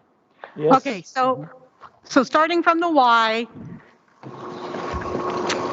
So why did the department create these CCNRs? So this was about the mid-1990s. Administration at the time was looking at the state housing finance agency. They were doing master plan communities, these large, very large subdivisions, you know, with community centers, you know, community facilities, as well as in private development. Also, at the time, the department was looking at the opportunity for homesteads to self-manage and self-govern their own communities. So this started in the 1990s. Princess Kahanu Estates is the very first CCNR homestead on Hawaiian homelands. We have properties statewide except for the island of Molokai. That's the one place we do not have a DCCR homestead. The DCCR homesteads were created between 1995 and as recent as 2009, which is Kanihili. Since then, we have ceased creating any more CCNRs. Since 2009, Kanihili was the last one. So again, the department created 12 where we put the CCNRs on the land. The department acquired 6 properties that came with CCNRs, which were created by other parties, primarily the State Housing Finance Agency. So today, the department has a total of 18 properties with DCCNRs, and there are 2,309 lessees currently, you know, actual lessees in those properties, which represents about 23% of all of our lessees. So it's a pretty significant chunk. Oh, sorry, just another repeat. Okay, so who are these properties? This is a list of all 18. This is also in more detail in the submittal on tables 1 and 2. So on Oahu, 1, 2, 3, 4, 5, 6, there's 7 on Oahu. On Maui, we have 5. I do want to make note of Lanai. That was property from Castle and Cook, and we do have DCCNR documents, but we're not clear if they meet the legal definition of a planned community association. So, so we submitted that information to the AG's office to help us make that determination. On Kauai, we just have 1 DCCR homestead, and on Hawaii Island, there are 3. Okay, so let's get into kind of the meat of this. So the key difference is, so when you look on the left side, the department is forever involved with our lessees, as well as these planned community associations, right? So as a planned community, we created them. We created the association that's supposed to manage the community. And we continue to support the associations. So we're tied like for life, right? On the right side, the developer in private world, fee simple world, the developer develops the project, whether it's a subdivision, an apartment, a condo. They set up the association, then they transition the association and all the documents to the homeowners. So once all the units are sold and the association is completely turned over to the homeowners, guess what? The developer leaves the project, right? So the association and the community they are self-managed, they are self-governed. So the developer is long gone at that point. So that's one of the key differences is, again, the role of the department in these communities. It's very unlike the private fee simple world. And then here's just some more, major differences. So in private world, CC&Rs generally, and the majority of them are on fee simple land. Rarely are they on leasehold, which is Hawaiian homelands. The project itself is based on market studies. So usually you'll see a mix of single family housing, multifamily, and community facilities. In Hawaiian homelands, we only do single family housing. And some of these CC&R homesteads, they have community facilities. Some of them don't have any. The developer is in, then is out, right? The department remains for as long as the trust is around. As far as the buyer, in fee simple, it's general public. Anybody who chooses to live in this type of community. In Hawaiian homelands, only our beneficiaries are eligible. In fee simple infrastructure, it's very clear as to which infrastructure the association manages, because some of them, they do manage their own water system, they do manage their own wastewater, and then which goes to the county. On Hawaiian homelands, the maintenance issue of our infrastructure is somewhat unclear. So that's caused it's just caused some heartburn as to who is supposed to manage what. And then as far as the CC&R documents, again, it's based on market studies, buyer preferences. On Hawaiian homelands, we worked with a set of consultants who created several templates for us.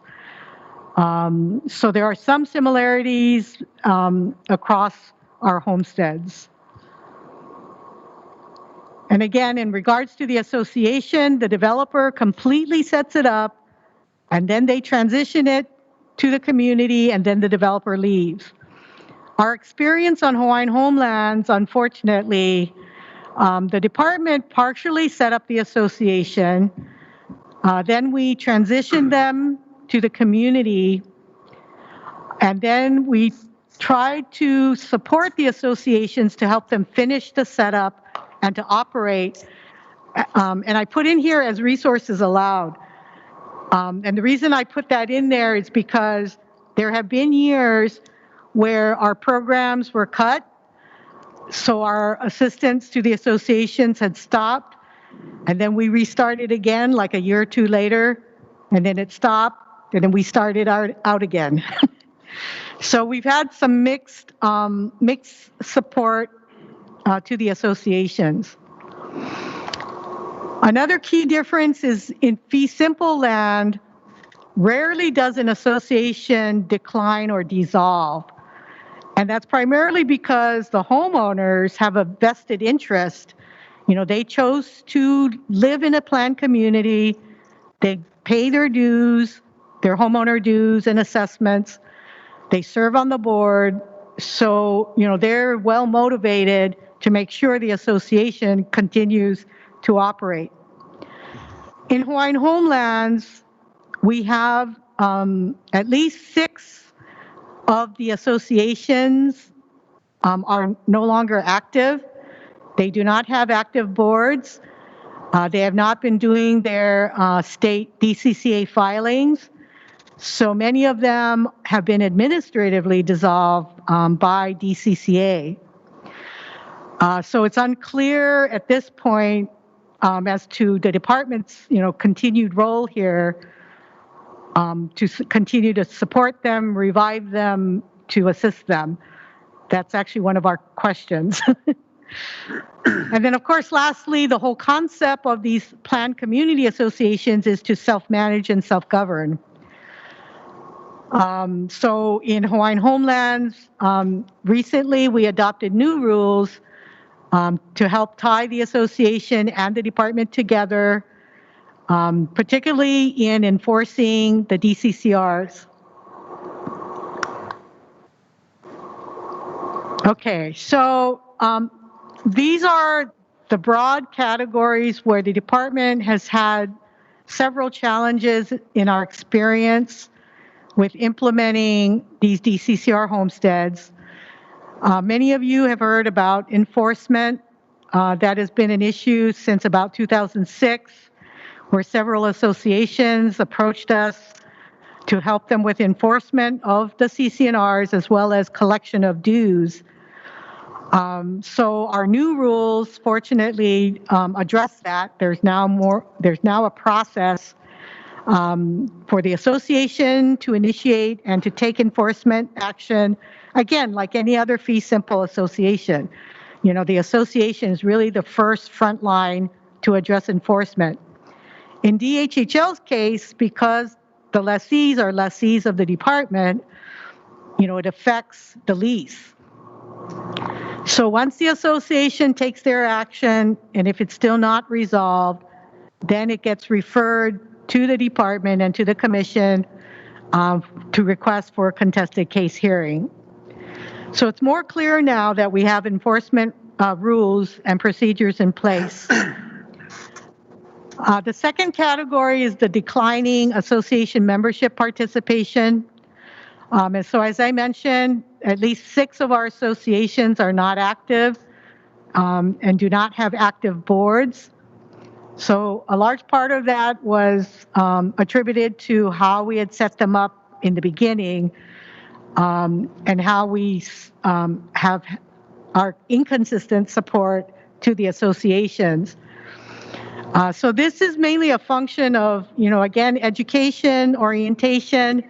I think as you heard in the earlier submittal for the Kuleana homestead, Pu'uopai, the same thinking and feedback is in this issue. There needs to be a whole lot of orientation and education way in the beginning to prepare lessees to choose to live in this particular type of homestead. That's actually one of the biggest recommendations is, and it is also built into the rules. In the new rules, we do have requirements for orientation, lessee orientation. The third challenge has been management of community facilities. So part of this is a mixed bag because half of these associations, there are no common areas for them to maintain.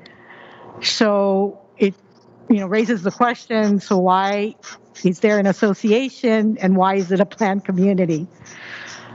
So we do need to look carefully at, again, what is the role and the function of these planned communities, especially if they do not have any common areas to manage. And then lastly, which is probably the largest category of our challenge, has been the inconsistent programmatic implementation and support. So I mentioned one earlier where, we started out setting up these associations. We provided some initial training, but then the program stopped, and then we tried to start again, and then it stopped again. So that's an example of some of the inconsistencies we've had in managing these DCCR homesteads.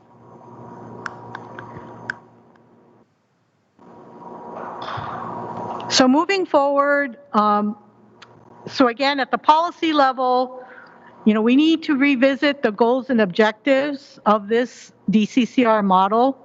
Again, it's function before form. There are some advantages, but there's a lot of disadvantages to these CCNR homesteads. So we do need to take a good look at what is it we are trying to achieve, and is this model a good fit for our homesteads? Secondly, because of Kahiki Nui is a DCCR homestead, we do need to explore its applicability to Kuleana homesteads, particularly. As we learned in the earlier submittals, there's 3 more Kuleana homesteads in the future. So given what we've learned about the DCCR model, is this model appropriate for the Kuleana homesteads? And what is it about the DCCR model that's attractive to us, and can it be implemented in a different way rather than a full-blown planned community association that has many, many requirements required by state law? And then lastly, at the policy level, we should determine the level of support to associations.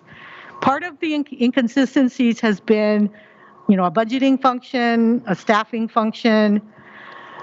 So we, and again, in private fee simple world, the developer completely leaves. Once the associations transition, the association itself, finds its own resources, its own mentoring and networking.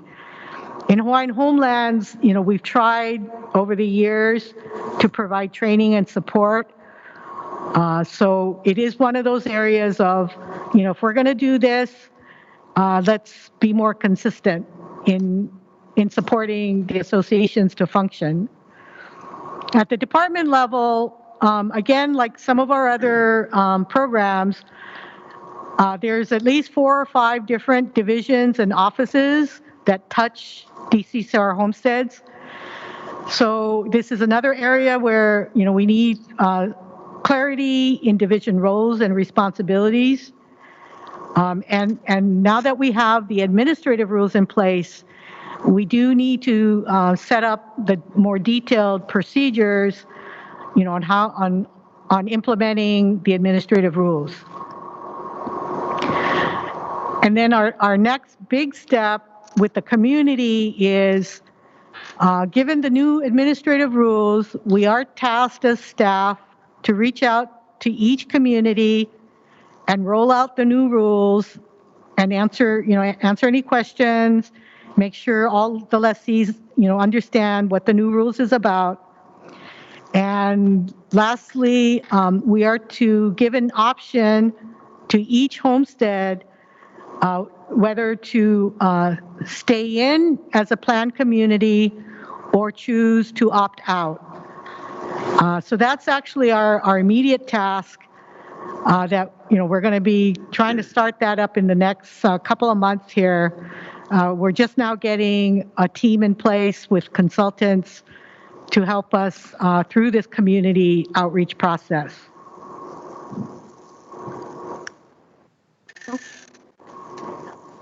And so this last slide, it kind of occurred to me that, some of these workshops were touching on some systemic issues for the department.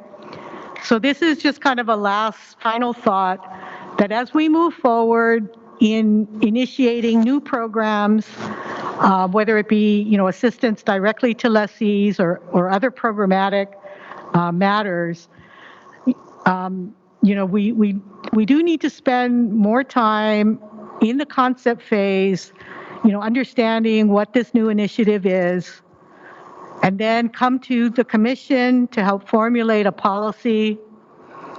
and then have an operational plan in place before we implement a new program. And then the last piece, the last step that, oftentimes with government agencies in general that gets missed, we do need to monitor our programs, evaluate them, and adjust them along the way. You guys have heard some of this earlier in some of the earlier submittals, about spending more of the upfront time thinking through these programs, and especially keeping the community informed throughout the process. But I think that was it. Okay, questions for Gigi?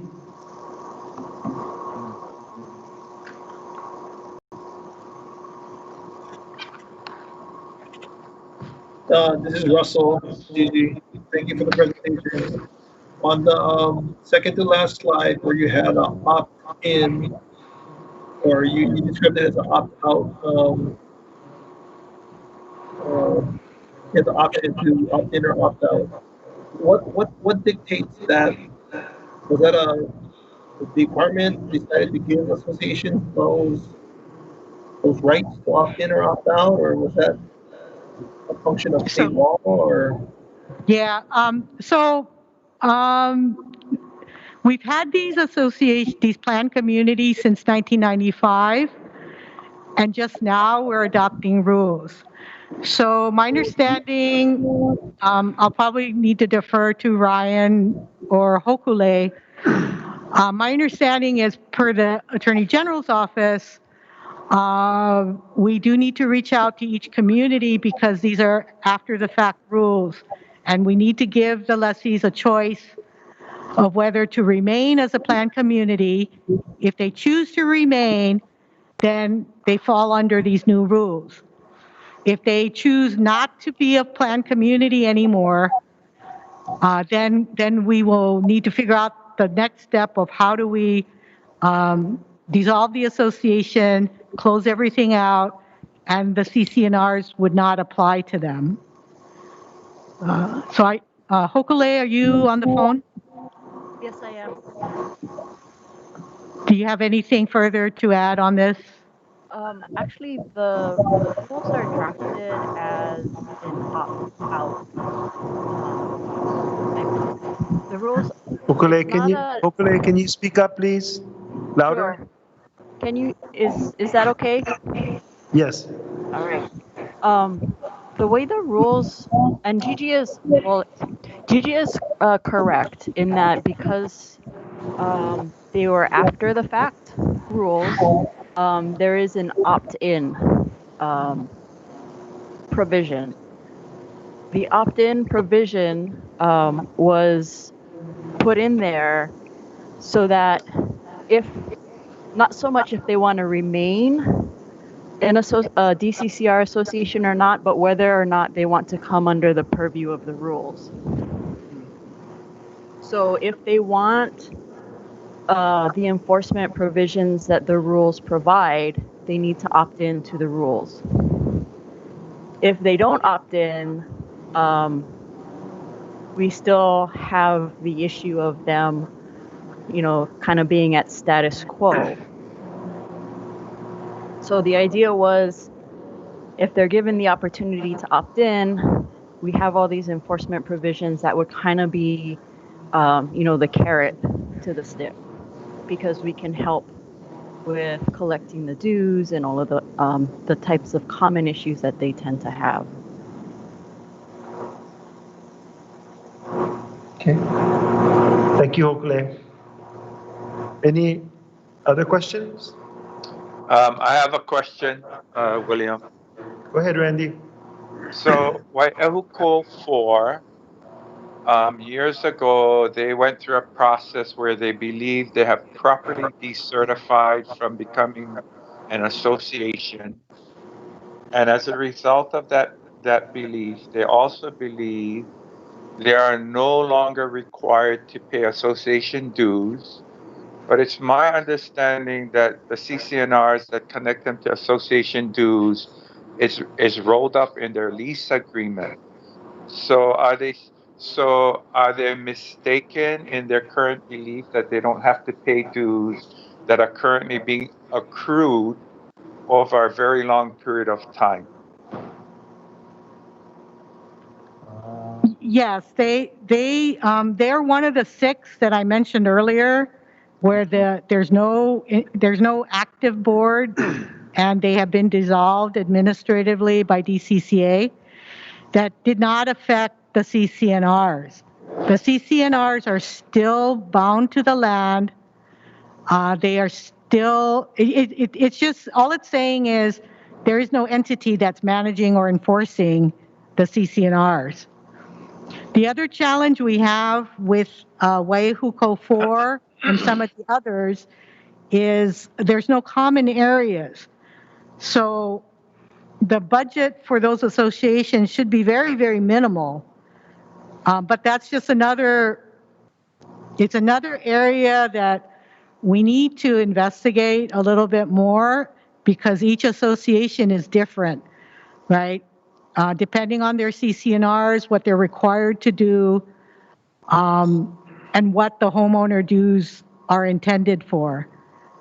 That's been part of the challenge is, in the years past, in many areas, it was not clear to the lessee, or made clear to the lessees as to what the dues were for.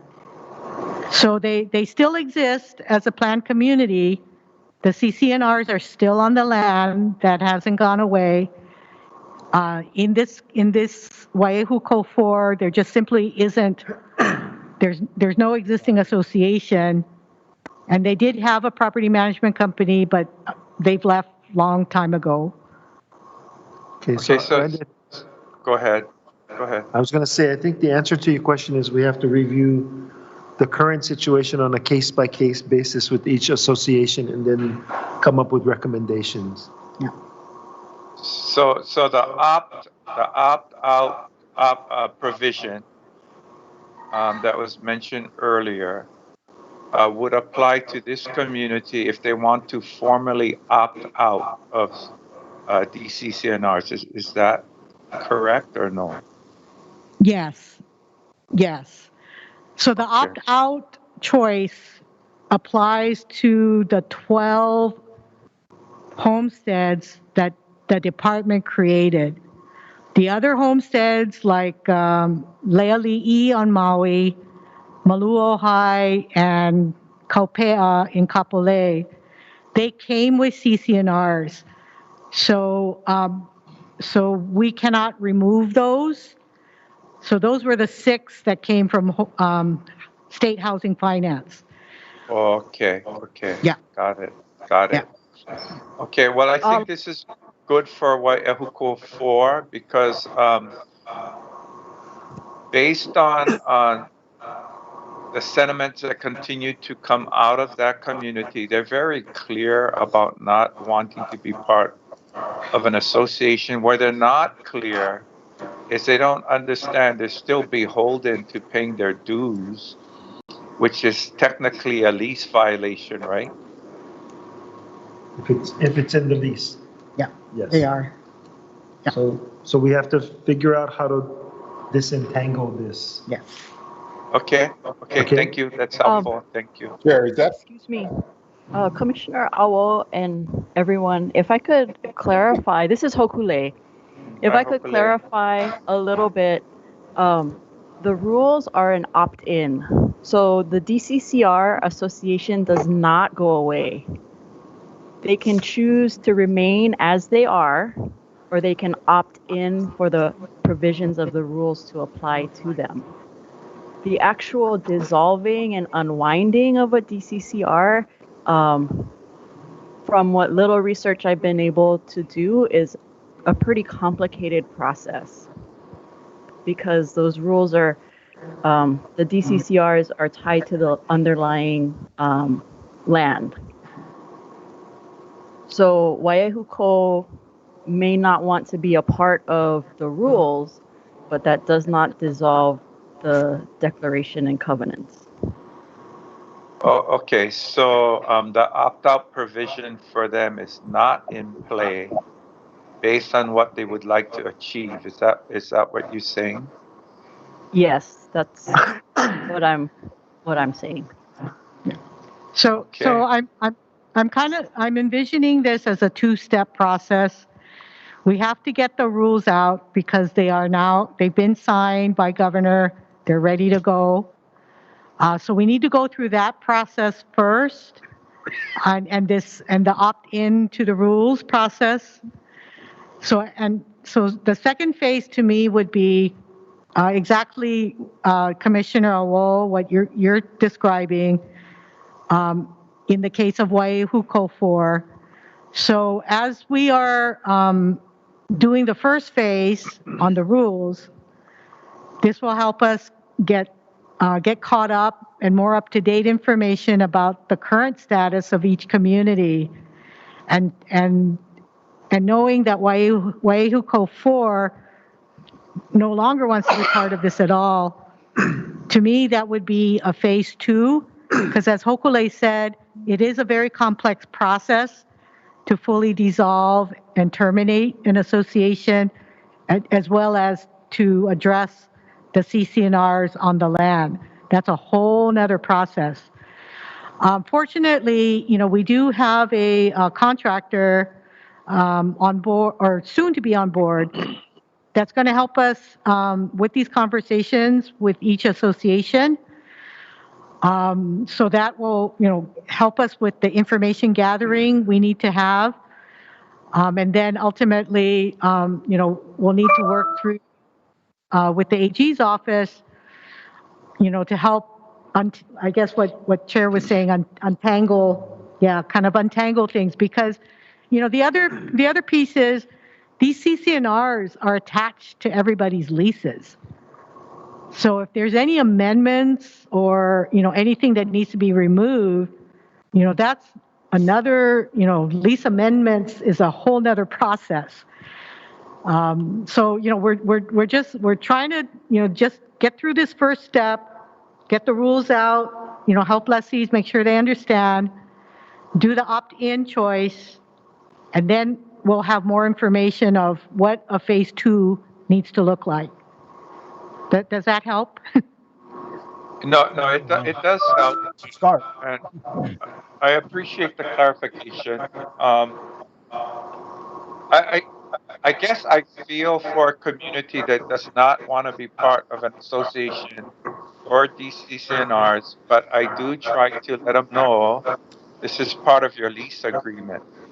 But that seems to wash over them, and they continue to feel they're standing on safe ground by not paying their dues, when in fact that's not true. That's what concerns me. Yeah, and the difficulty is in this particular case, Waihuko 4, they haven't had an association for many years now. So there's no one there to manage, collect the dues, enforce the dues. There's no party there or entity. So that's, so I can understand where the mindset comes from, because it does appear that, there's no one really managing this community. Okay, any other question? Thank you. Yeah, I just, this is Dennis. I just have a question. I know Pilani Maikikai has been, sort of offline for a long time. But, some folks that bought their homes out there or qualified for their homes and purchased, some of them looked at CCNRs, the rules and regulations, maybe not so the dues, but the rules and regulations to provide a community that at least is neat and clean and not a bunch of cars and junk around. It's one of the more modern communities here in our district and on Holo. But I guess if you have a board that is malfunctioned, we got a president, but that's all.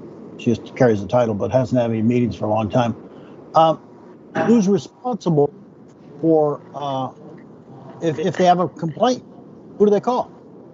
If it's in the lease agreement, they should be calling the department and not the association, because the association doesn't have jurisdiction over that lease agreement. So if it's a lease violation, they should be calling the district office and saying, hey, this guy's got 20 cars in his lot or garbage or whatever, because I don't have a board that's functioning.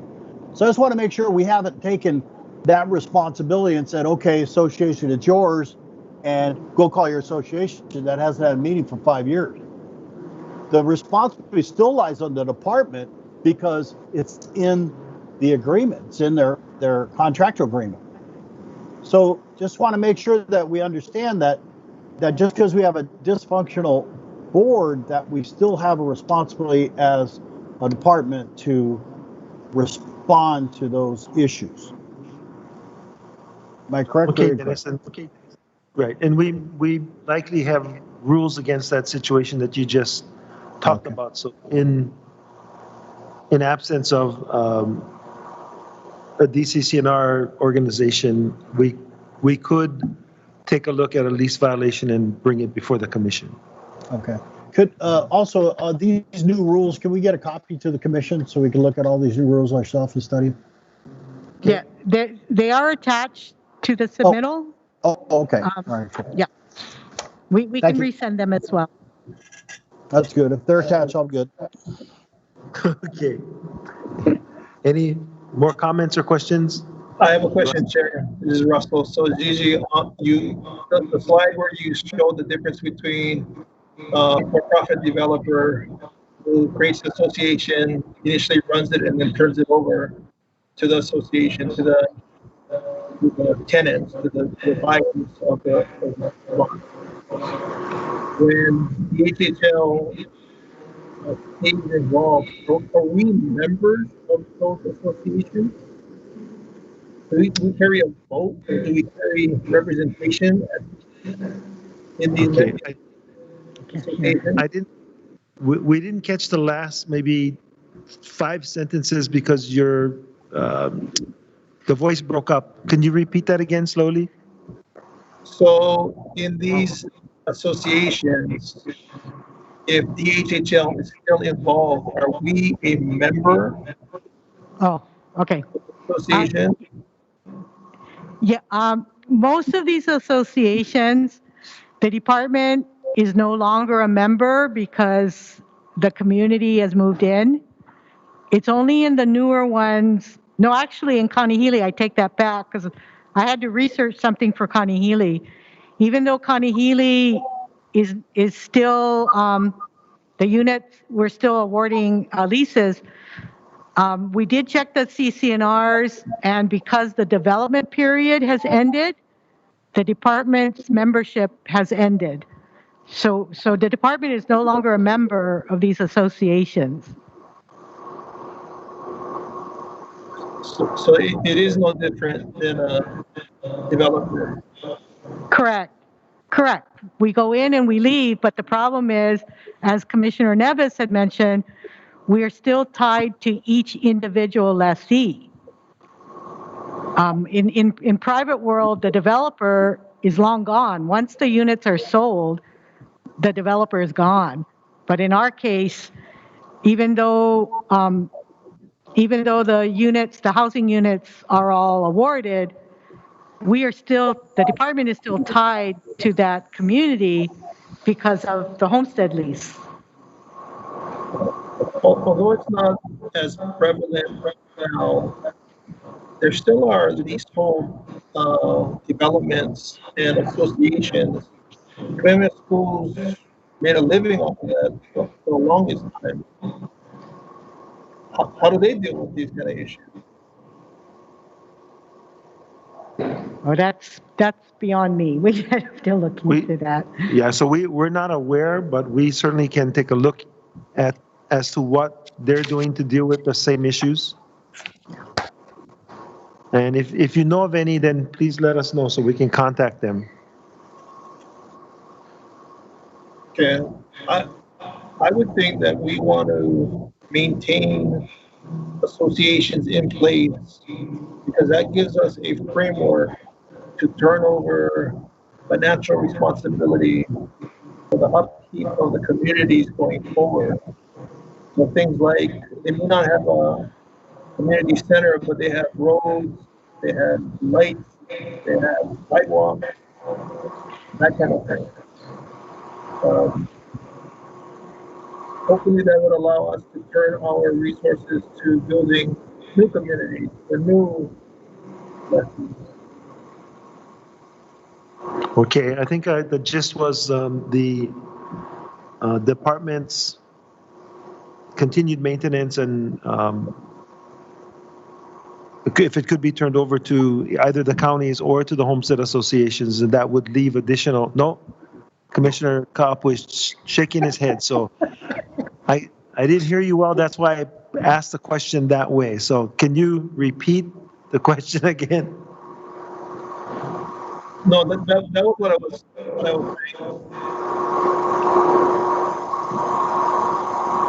saying. Okay, so again, I didn't get that. Russell, one more time, slowly. Yeah, I'm sorry. I'm not sure what's going on with the audio. But my comment was, I think we want associations in place because they provide a framework to transfer financial responsibility to the communities. Okay, I think we're going to have to explore that concept a little bit more. Yeah, I think it was saying we do need to help these associations, and it'd be better to help them and have them functioning. Okay. Go ahead, David. I think you've got you've got the gist, and you want to provide some information. Well, you know, from a policy standpoint, I think we have to take a deeper dive in this, and we may have to spend additional time. I think there's some confusion because I think the CCNRs or the DCCRs, I think they run with the land. And so it's difficult to uncouple that just because somebody says they want to do something. Because if they run with the land, it doesn't matter, right? So I agree with Hokule. It's going to be a much more difficult process than what I think you're saying, Gigi, which is that's just phase 2. It's much more than a phase 2. I agree with Russell that it provides. You know, we may want to talk about, do we want to keep these associations because it provides some stability, it provides some structure. Russell was saying it allows us to pass financial responsibilities onto the association so that they can care for themselves. And just fundamentally, you know, there's this push and pull, because on one hand, we always hear the beneficiaries saying, just give us something and let us run with it, right?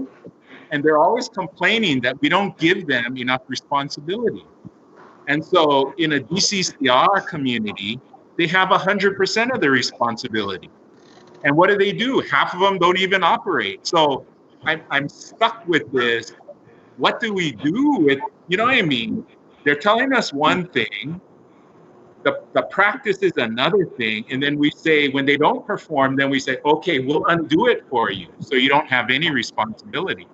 And so I think that's kind of the wrong message that we're sending here. And that's why I'm saying I think we need to dig a little deeper before we reach a conclusion. And I think just the presentation for one day is not enough time for us to look at all the different aspects regarding DCCRs. Sorry, I get excited when I talk. Okay, we will explore this further with the team and with Hokule and try to come back and have more conversation on this.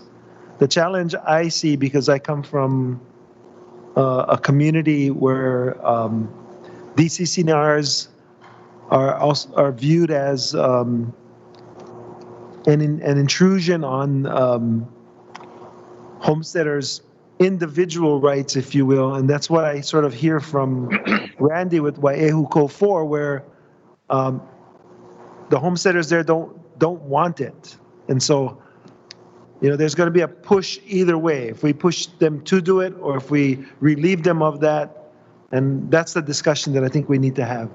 Right. And so I think what you were discussing is having that conversation up front when people opt in, when they decide to take a lease in the DCCR community. I think in the fee simple world, the case law, and this has been litigated many times, the case law is very clear.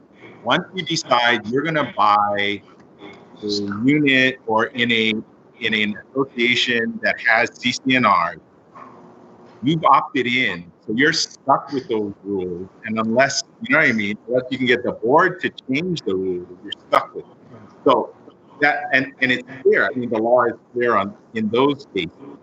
And so I would think that a court would rule likewise in ours if somebody were to challenge it. But I think for us, the challenge is to make sure that people understand what they're getting into when they sign up for a lease, because they have an opportunity to stay, I guess, on the wait list and not get on it. So. And that's the major point is these 12 properties that we placed the CCNRs on, we didn't have any kind of a orientation program. So many lessees, they've told us that they were so excited just to get the lot awarded, they signed. And then 3 days later, they get a 300-page packet from the department, which has the CCNRs, the article, and many of them didn't know what that was. So we got, we need to be careful moving forward. That, we really did not have and organize any kind of program, to raise the awareness of what a CCNR homestead lifestyle is. I mean, we can do that now moving forward, but we have 2,300 lessees who may not have gotten that kind of orientation. I just want to add my experience with Wai'ehuko Phase 1, where I'm living now. When we moved here, I don't know, maybe it's been 12 years now, there were a handful of people that were continuing to try to form an association here. So when my wife and I moved in, we were the last ones in. That small group of people approached us and asked to help organize the community to form an association. We did that. We did our best. We made 3 attempts at it, and every meeting that we tried to hold, nobody showed up. And so at a certain point, we have to respect the desire of a community not to be part of an association rather than force it down their throats. And even when there are where there are associations and you have a community that's not fully supportive of the association, you still get very mixed results. Because you have a handful of people that want this to be the paradigm, the model for the larger community, and then you have the larger community just not wanting to participate. So it creates frustration for those leaders who are trying to spearhead the association because they don't have support from the larger community and they have very little direction and support from the department. So so I'm hearing that Pu'unani in Waikapu, that's not going to be a community that has DCCNRs attached to it. And I think that's a good thing because that should be left up to the community to decide rather than force it upon a community. That's just how I feel. And here at Wai'ehuko, we're small, but we function like an association.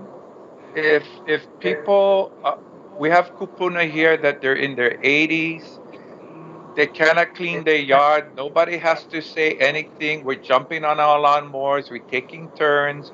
We're mowing the lawn. Somebody muck it. We're going to the house. you know, we're finding ways to care for one another in our own way, but we can because we're smaller, but you know, it works for us. That's all. Thank you, Randy. Okay, this was for informational purposes. I think we'll go back and review what we have and then take the next step, coming back to the commission. Okay, thank you, Gigi. Thank you, Andrew. Okay, we're gonna go to C2 next, which is the Native Hawaiian Housing Block Grant, and we have a presentation. Buddy. Okay, we're waiting for Claudine to jump on in electronically, and Okay. Either one. what was the question? You want to do C1 while she gets her on, or? Okay, while she gets ready to get on, if Juan is ready to do C1, which is the update on the emergency postponement. Wait. Is she on? Okay. She's not on yet. Okay, Juan.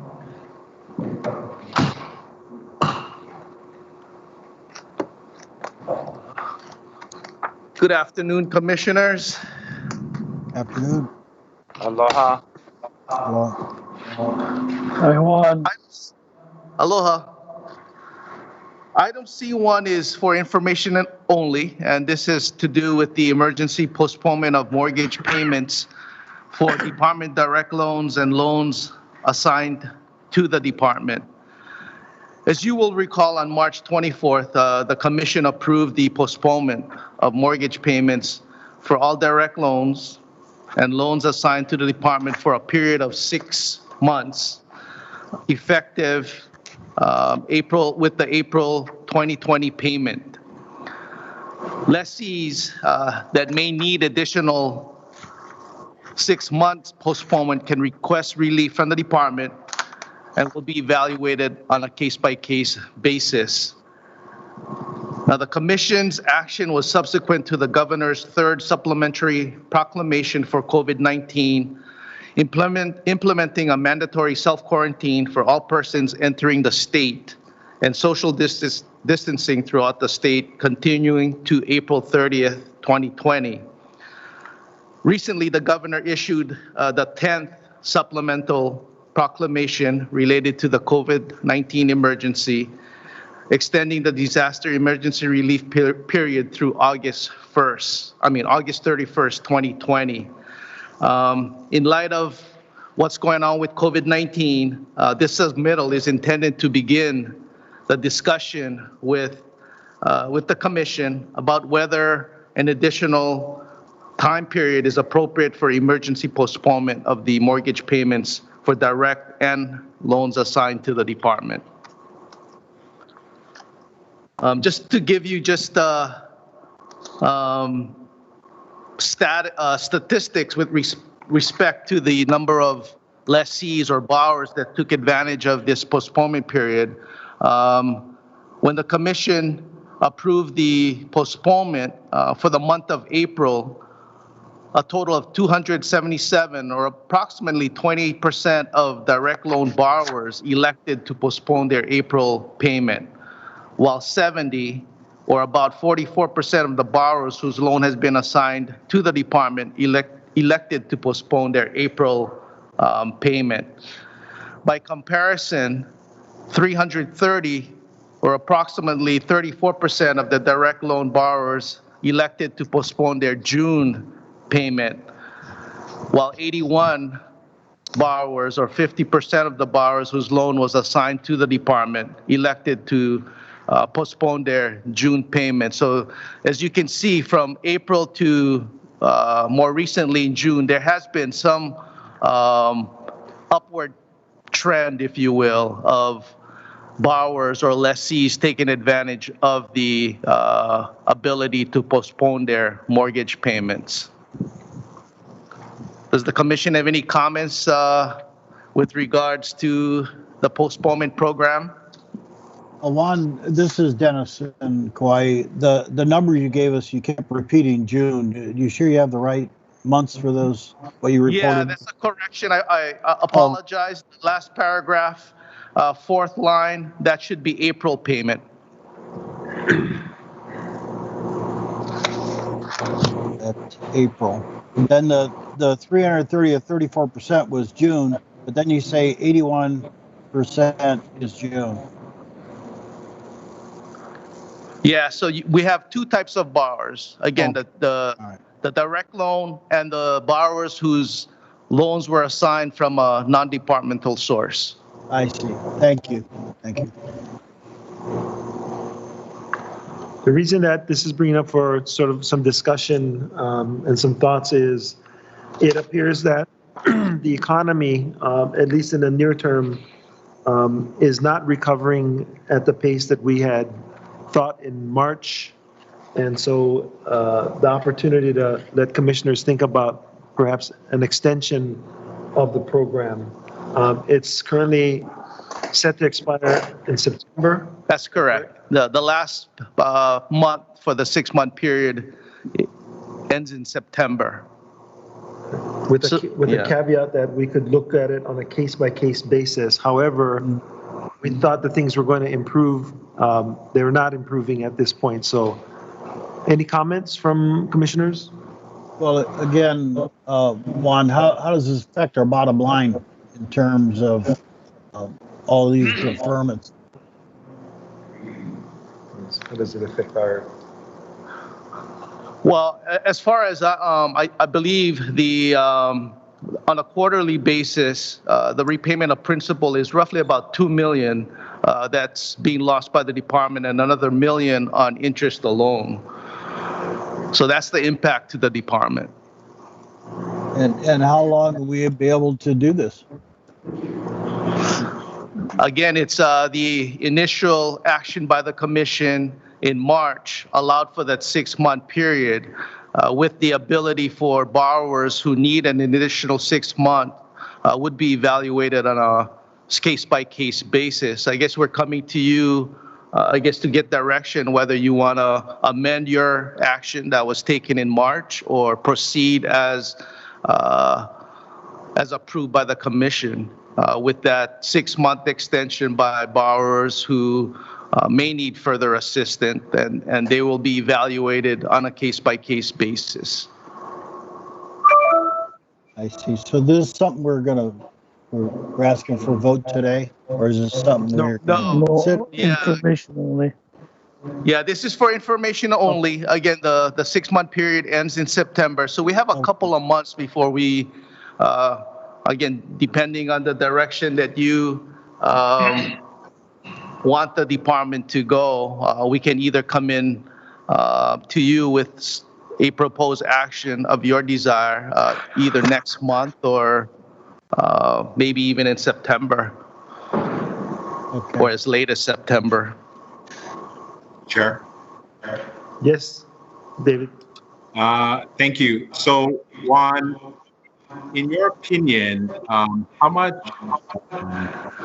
additional workload would put on your section and if we have to do a case-by-case analysis? And my question is, what I'm hearing is you're asking if you want to just do another 6-month extension, and I think that would be the easiest thing to do.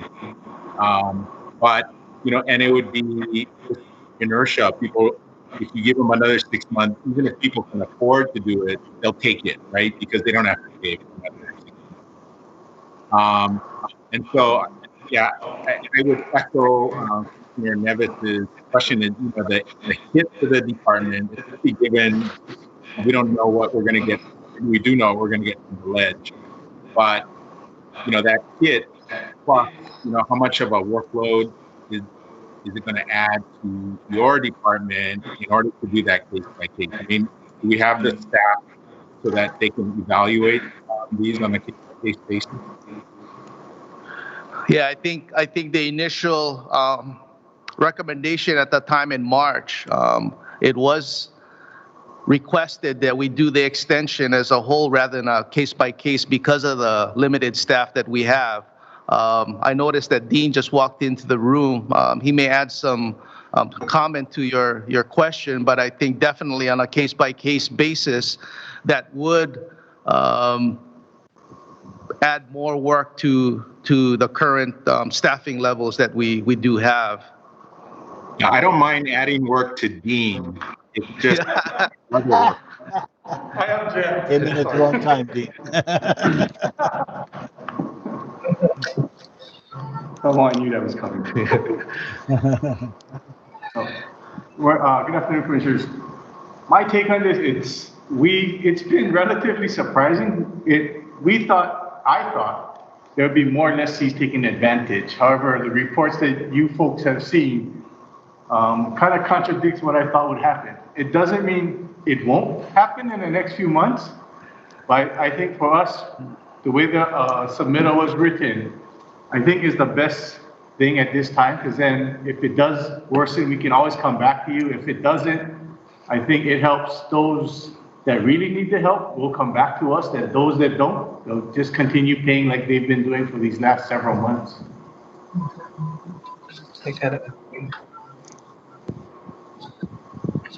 But what about the workload, Dean, in case it goes south? That's always going to be a problem, but very resilient staff will figure out a way to somehow to do it. Thank you. Any other questions from commissioners or comments? William, just a comment. I do think that there's reconsidering an extension is warranted. When we talk about the impact to the department, how much longer is that sustainable is my question. That's for the Rodney Law question. Rodney probably best. Okay, we're not sure. We'd have to, the person that could answer that question is not in the room right now, Rodney. We'll check with Rodney and see what the projections could be like and how they would impact us, and then we could get back to you. Okay, but I think it's probably going to get worse. Unemployment runs out. If these government-sponsored checks start to dry up, I think it's going to get very, very challenging for our lessees. Chair, Yeah, I think everyone in the room agrees with you, Randy. Chair, maybe Rodney can let us know, is there any amount of funds that we cannot be upside down on to keep the trust whole?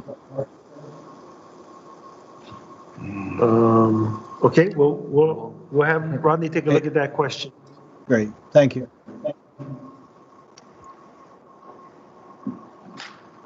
Any other comments, questions? Okay, thank you. Oh, Question. yes, go ahead, Julia. Okay, thank you. Can you hear me? I was wondering, does the interest rate for this program, do you folks mail out the interest rate that's due for the rental on this program? Do they receive the interest invoices for this program? This is the. I'm not quite. I'm sorry. I'm not quite sure or understand the question. So the postponement on mortgage loan, this program here, does the lessee receive the interest charges, and do they have to take care of the interest charge? Yeah. Commissioners, if you're talking about for tax purposes, Form 1098, where no, I think it's the deferment interest. Yeah, it's just. I believe the loan still continues to accrue interest, but the interest is deferred. Yeah, so the interest is deferred, but I understand some beneficiaries have received that in their mail of their interest payment. It's not the mortgage that the department mailed out. Yes, go ahead. Go ahead. So, statements are still being mailed out, Commissioner, because like I said, a lot of beneficiaries are still paying, so they rely on their statements to make payments to the department. Okay, so when I did talk to, what is his name, Nishimura? What's his name? One of your loan officers? Vernon. So he said that, because the lessee was asking, is that, he said that the interest, the department still mailed out the interest of the loan, and so they should pay the interest, is that correct? They don't pay the mortgage, but they're still liable to cover the interest to the loan. No, I think that's a misunderstanding. Staff has been advising lessees that can pay or to even pay an amount that is possible, even if it's not the whole payment. I see. Excuse me, there'll be no late fees or anything assessed to that effect, but anything the lessee can pay will of course lead to a lesser amount deferred at the back end. Okay, I see. All right, thank you. All right. Thank you. Thank you. One last go around. Any other comments, questions? If not, Dean and Juan. I guess we'll have further discussion and possibly come in with some recommendation or no recommendation in September. Yeah. Or August. Or August. Okay. Thank you. Thank you. Thank you. Okay, do we have her on the line? Okay, so now we'll go to C2. Mehua.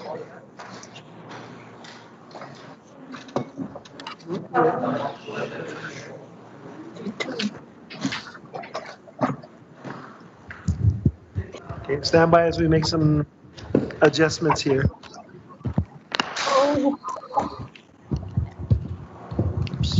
Hi, Claudine, are you there? Oh, perfect. Can you hear us, Claudine? She's muted. Claudine, you're muted. That's okay. Her cell phone is what she's using. Yeah, her cell phone is muted.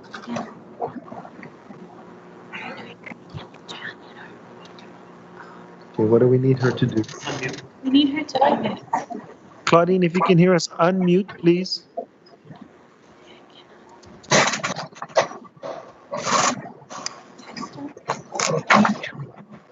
Can you text her? Unmute. Me too.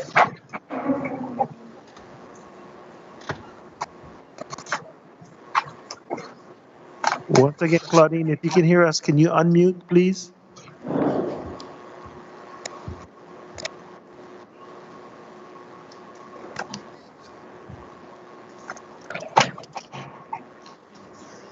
She says she's unmuted. Okay. Can you say something, Claudine? She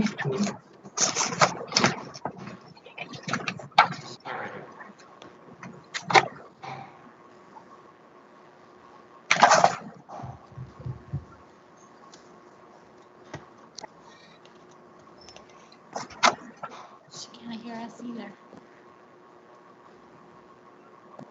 Okay, stand by. We're having some technical difficulties.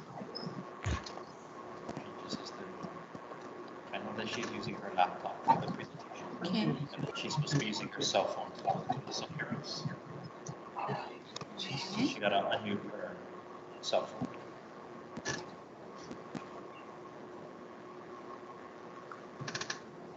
Okay, she can hear us now. Okay. We still can't hear her. She's gotta.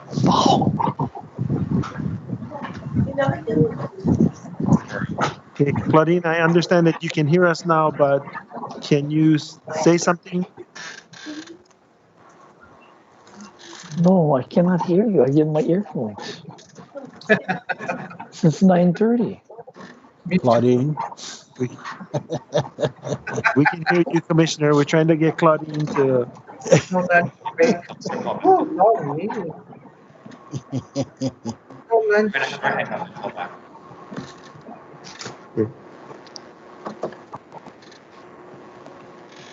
Stand by for a few more seconds as she calls back in.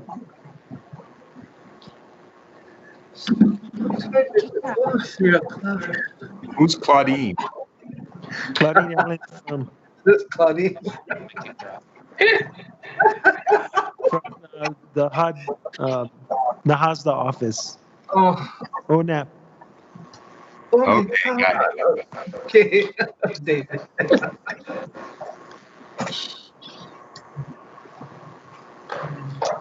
She's going to do an overview of the Native Hawaiian block grant, housing block grant. Because she hung up. Jennifer. Yeah. Technology is great when it works. Okay, there. Okay. She called back in, but she's still on mute. Do we have to unmute her? We cannot unmute her. Just Okay. There we go. Oh, there. Claudia, to talk? Aloha, this is Claudine. Can you hear me now? Okay, we can hear you now. Oh, I apologize. Okay, I forgot to press *6, so I call my. Okay, can you Okay. share your presentation again, please? Okay. Can you see my presentation now? Yes. Yes. Oh. Yep. Okay. All right. Can you speak up a little bit, Again. Claudia? Oh. Aloha, this is Claudine Allen with the HUD office. Can you hear me? Yes. Wonderful. I apologize for that, and I'm sorry for the technical difficulty. So I will go ahead and start with my presentation. Thank you for allowing me to participate in the meeting today. So I'm going to provide you an overview of HUD's Native Hawaiian housing programs. And in the interest of time, I may be speaking quite quickly just to get through the presentation, but hopefully you have a copy of the PowerPoint for your future reference for additional information. So I'd like to just give you a brief background and show you where my office fits within the HUD organization. So this is an abbreviated organizational chart of the Department of Housing and Urban Development. We have our HUD Secretary, Ben Carson, heading our organization. And we then have a lower level of assistant secretaries. We have one assistant secretary for each program area of HUD. The office that I work for is in HUD's Office of Native American Programs. We're housed within HUD's Office of Public and Indian Housing, and we're led by Deputy Assistant Secretary for Native American Programs, Heidi Frechette. Now, within our ONAP office in headquarters, Washington, D.C., we are organized in this fashion. So again, our headquarters is in Washington, D.C., which includes the Native Hawaiian programs. There we have directors that lead different silos of programs within ONAP, the Office of Native American Programs. And then we also have 6 area offices located across the United States, where each office manages their area of jurisdiction and services the Native American tribes that reside in their region. I am located in HUD's Honolulu office along with my colleague Kate Finn, and we report directly to the ONAP office in Washington, D.C. Here is just a brief summary of the Native American programs administered by ONAP, which includes the Indian Housing Block Grant Program, a Title VI Loan Guarantee Program for Indian Housing Block Grant recipients.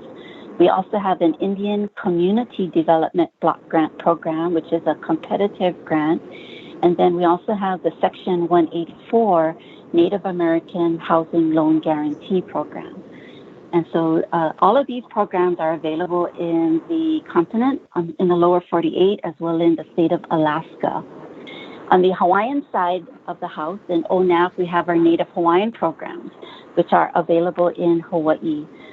We have the Native Hawaiian Housing Block Grant Program, which a lot of you may hear us refer to it as NAHASDA, because NAHASDA is the acronym for the Native American Housing Assistance and Self-Determination Act, which authorizes the block grant program for which it was amended in 2000 to add Native Hawaiian housing assistance. We also have under our Native Hawaiian programs a Section 184A Native Hawaiian Housing Loan Guarantee Program, which is a mortgage programs specific to homes located on Hawaiian homeland. So what I'd like to do in the next couple of slides is to explain the process of how the Native Hawaiian Housing Block Grant gets awarded to the Department of Hawaiian Homeland. So I'm sure most everyone is familiar with how the federal budget process works. The president will present his proposed budget typically each year in the month of February, and then Congress will then propose their bills, one from the House and one from the Senate, and then collaborate to end up with our annual federal budget of appropriations.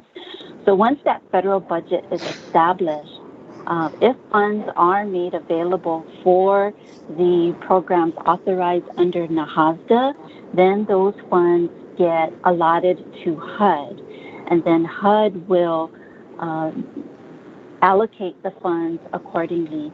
So for the Indian Housing Block Grant, that entire allocation gets divided among and directed to tribes based on a formula basis, whereas the Native Hawaiian Housing Block Grant funds, that entire allocation is directed to the Department of Hawaiian Homeland. So DHHL is the sole grant recipient according to statute. So in order for DHHL to receive the Native Hawaiian Housing Block Grant, DHHL must submit a housing plan to HUD for review, which basically identifies DHHL's goals, mission, and objectives, and identifies all of the activities that DHHL will use the NHHBG funds for in the upcoming 12-month period, which follows the DHHL fiscal year calendar. So HUD will review that plan to make sure that it's in compliance with NAHASDA. And once HUD makes that determination, then HUD will award the grant funds to DHHL. And then DHHL can proceed to implement the Native Hawaiian Housing Plan. DHHL can choose to implement activities directly, and so they would expend the funds directly for activities, or DHHL could make sub-grants available to sub-recipients to help them carry out the activities in the housing plan.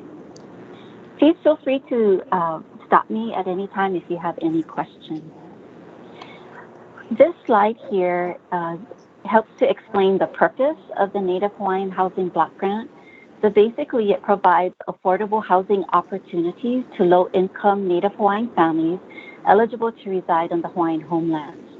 And so when we talk about affordable housing, we're talking about housing that is either developed or assisted with NAHASDA funds, or housing that meets the requirements of NAHASDA. Low income meaning not exceeding 80% of the median income for the area. Native Hawaiian families, of course, DHHL determines eligibility to reside on Hawaiian homelands pursuant to the Hawaiian Homes Commission Act. And then when we talk about the housing area, we talk about Hawaiian homelands for homeownership activities, but recent legislation through appropriation language allows us to use NHHBG funds for rental assistance both on and off the Hawaiian homeland. Now, NAHASDA identifies all of the categories of eligible activities that NHHBG funds may be used for. And so this slide highlights what those activities are. It could be used for housing development, housing services, housing management services, crime prevention and safety activities, as well as model activities. Now, NHHBG funds has to be used for an eligible activity consistent with the Native Hawaiian Housing Plan. So as long as it's an eligible activity and that activity is included in the housing plan that DHHL submitted to HUD, then DHHL can carry out those activities during that 12-month period. Now, HUD also allows DHHL to use up to 20% of each grant award for reasonable administrative and planning costs. And so these would be costs related to carrying out NAHASDA and activities that are assisted with NHHBG funds. So these are your typical admin and planning costs for wages, salaries, overhead costs, and such. Now, with the responsibility of being the grant recipient, there are, of course, a lot of program requirements that must be complied with. And so these all fall under the statute of NAHASDA and the HUD regulation for implementing NAHASDA, which is found at 24 CFR Part 1006.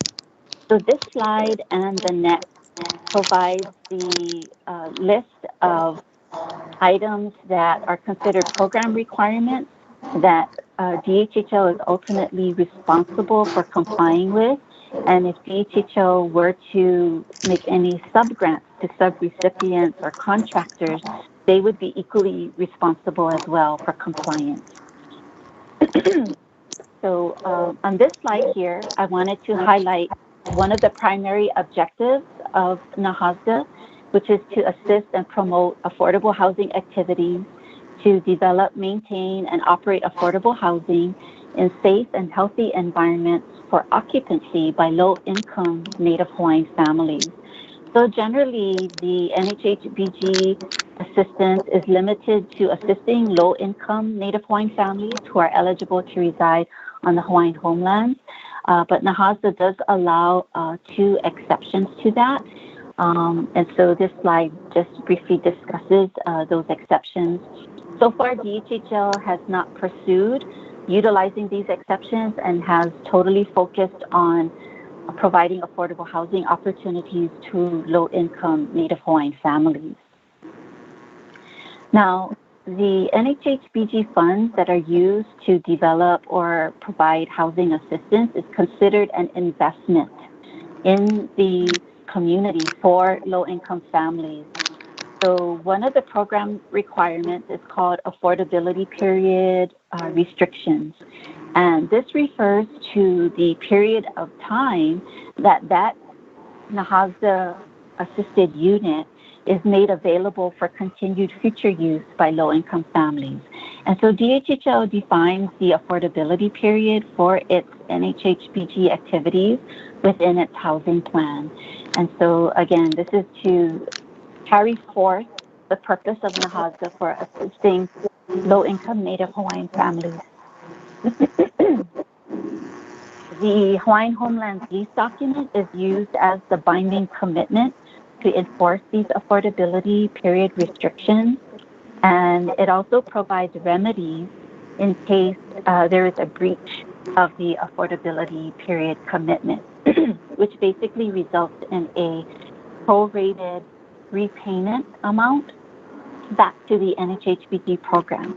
So for example, if the affordability period assigned to a home that was developed with NHHBG assistance is 20 or 30 years, and that unit is not occupied by a low-income family for the entire affordability period, then a formula is used to calculate a prorated amount of that assistance that would be paid back to DHHL's NHHBG program, which would then be used for other affordable housing activities to assist other low-income families. And so here are some other requirements. We do require that the units be covered with insurance, again, as an investment for the NHHBG funds that were used to develop or assist that unit to ensure, that it's protected from hazards and fire and such. DHHL is allowed to generate program income from the use of NHHBG funds, and that program income must then be utilized for NHHBG eligible activities in accordance with NAHASDA. There's also a labor standards requirement when NHHBG is used to develop housing units. Most people are more familiar with the term of Davis-Bacon wages. So with that requirement, prevailing wages must be used to compensate laborers and mechanics employed in the development of NAHASDA units constructed with NHHBG funds. We also have environmental review requirements applicable to the use of NHHBG programs. And so this slide and the next just explains very briefly on how important it is to ensure that these environmental review requirements are complied with and documented in DHHL's files prior to the commitment of any funds to development projects. Some additional requirements relate to audit reports based on the amount of NHHBG funds that DHHL expends each year. It is required to submit an annual audit report to HUD. And then there's also a housing counseling requirement which pertains to the use of NHHBG funds for providing housing counseling. And if that were the case, then the housing counseling must be performed by a HUD-certified housing counselor employed by a HUD-approved housing counseling agency. So that is my very quick rundown of the NHHBG program. And if there aren't any questions at this point, I will briefly explain the Section 184A Native Hawaiian Housing Loan Guarantee Program.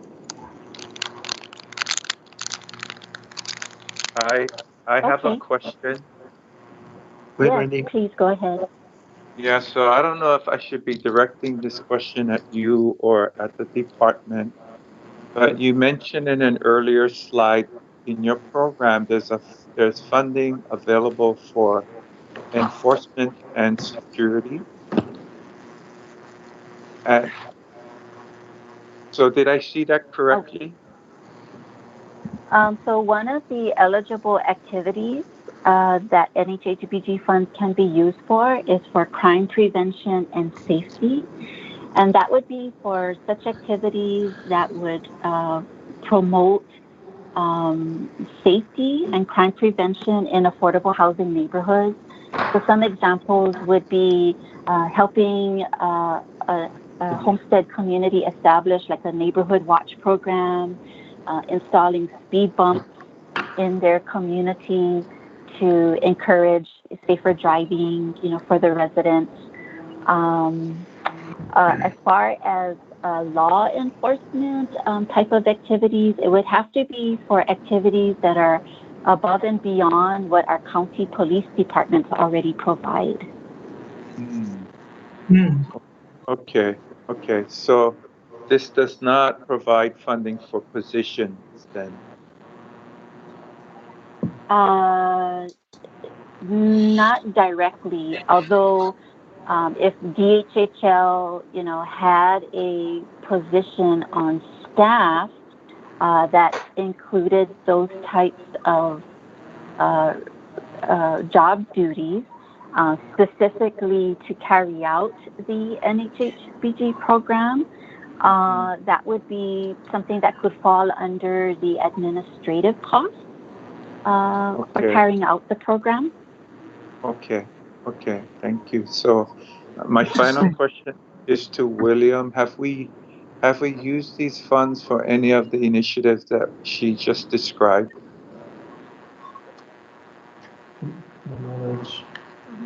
To my knowledge, we have not, but we could review past actions to see. Okay. I think because security, safety issues are, pretty prominent in our Hawaiian home neighborhoods, I guess I would like the department to explore if there's any creative ways in which we can utilize these funds to help mitigate some of those concerns. Okay, Randy, we would have to put it in next year's plan, but we have time to think about how to be creative. Okay, very good. Thank you. Hi. Aloha. Hi, how are you? Good, thank you. Yeah, my question is, after you mentioned in one of your slides the 12-month limit, what happens if the funding is not spent after 12 months? So as long as DHHL is still within the availability period of the funds, So the funds will carry over. So when the funds are appropriated by Congress, early on in the history of this program, funds were appropriated and made available until expended. More recently, the appropriations are made available for a set period of time. So as long as the funds are expended before that availability period expires, then the funds will continue to carry over and continue to be made available to the Department of Hawaiian Homeland. It's just that every 12-month period, DHHL must submit a new housing plan to HUD that identifies their plan for the upcoming 12-month period. So is your role also, do you monitor anything that's going on with the funding through NAHASDA with the department? Yes. So I apologize for not explaining that clearer. Yeah. My role is to provide technical assistance, grant management assistance, as well as to carry out the role of monitoring of DHHL for this program. So yes, I am available and must do all of the above. Yeah, and then also the funding that NAHASDA provided, it really concentrated on Keaukaha on the Big Island and Kalamu'ula and Ho'olehu on Molokai. Is that still a priority of yours or the department? Yeah, I guess that might be a question more appropriate towards the department as they identify activities in the housing plan. Okay. Okay, thank you. You're welcome. Hi. Hello. Go ahead, Patty.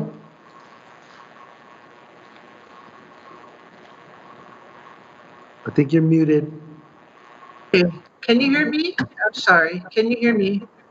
Yes. Yeah. Okay, can you hear me? So thank you so much for the presentation. You educated me. There's two things that you mentioned that I want to ask is the DHHL on Department of Hawaiian Homeland, the Community Neighborhood Security Watch that neighbors are really forming on homesteads. And Mr. Awo brought a lot of good points on about the crime increase, the drug activities, the drug homes that we have on DHHL land. So does NAHAS assist the NSWs in their association with church and funding to be able to do this task in their community? I believe that is an example of an activity that would be eligible under that category of eligible activities. Correct. I would, of course, look to the department in when they create their housing plan, if they include that as an activity in their housing plan. And I would look to see how they describe the activity and what they intend, what type of output they intend to create out of that activity to measure their success. So those would be some of the things that we would be looking at, one, to see that it's an eligible activity and to see what they're trying to accomplish. Okay, and the other is, can you hear me? The other is you brought up speed humps. Can you explain that? So NAHASA funding on speed humps in communities that require speed humps because of numerous speeding or really unsafe conditions in their area? So that was just an example that I offered to demonstrate as a possible activity that would fall under that category of crime prevention and safety.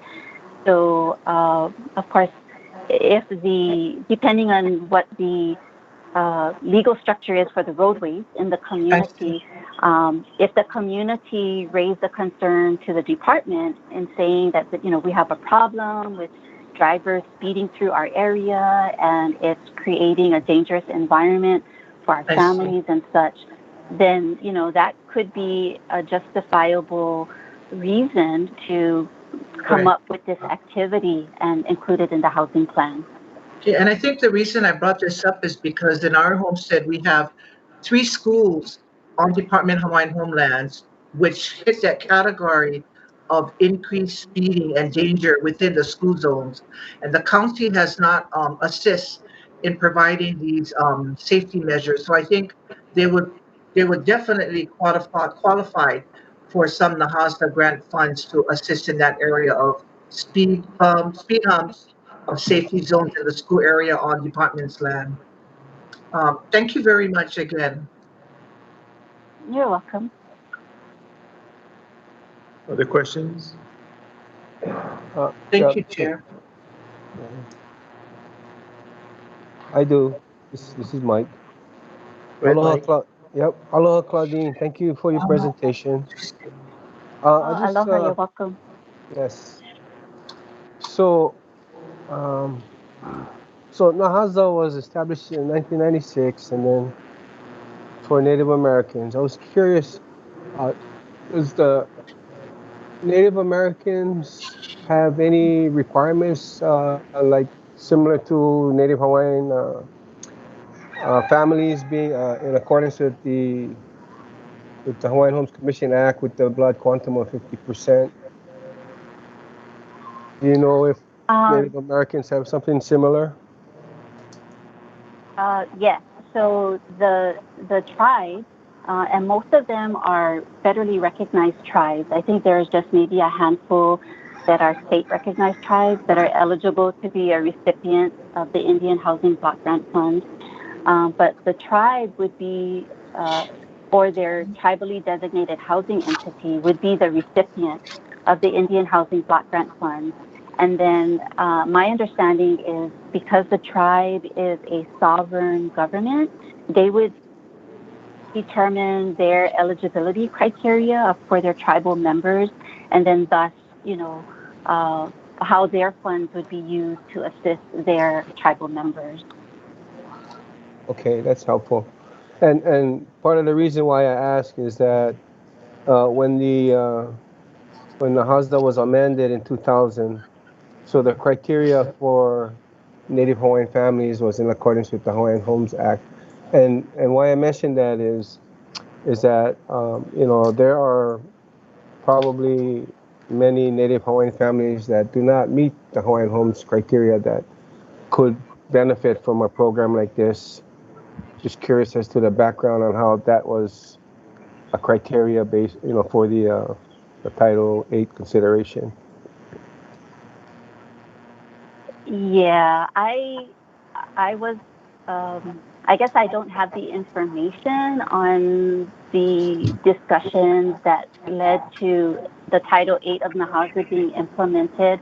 I can only guess that because we don't have a sovereign government that represents Native Hawaiians, but we do have this Hawaiian Homelands Trust that's been enacted by Congress to benefit Native Hawaiians. That was the basis used for establishing the Native Hawaiian Housing Block Grant Program to be able to provide housing assistance for Native Hawaiians. Okay, thank you, Claudine. Yeah, it seems like if we're federally recognized, we could do a lot more. I wanted to ask Chair Ayla, so do we have staff that is designated to NAHASDA?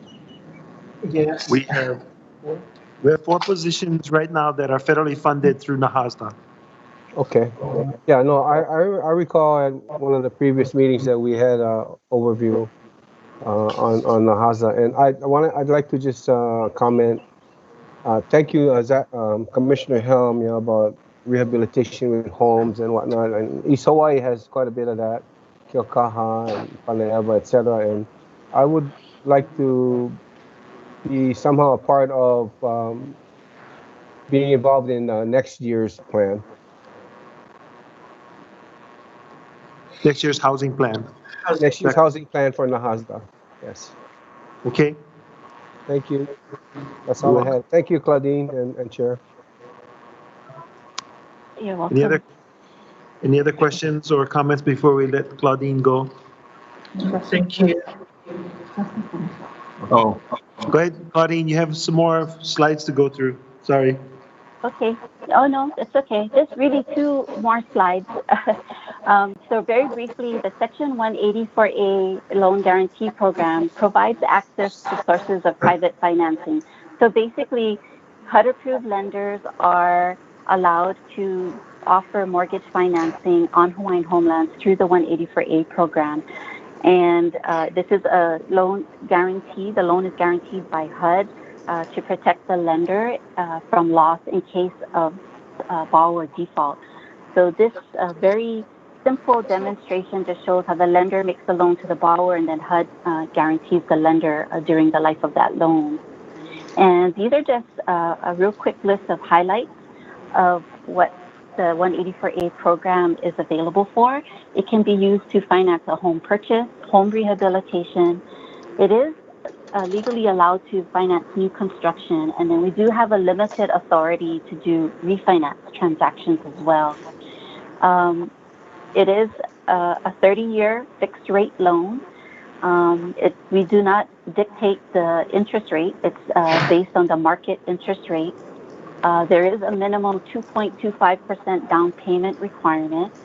The qualifying criteria is based on a 41% debt to income ratio. And because this is a loan guarantee, there's no mortgage insurance payment, but there is a 1% guarantee fee that the borrower must pay, which they can either pay in cash at closing or finance in the loan. And the 184A loan is assumable.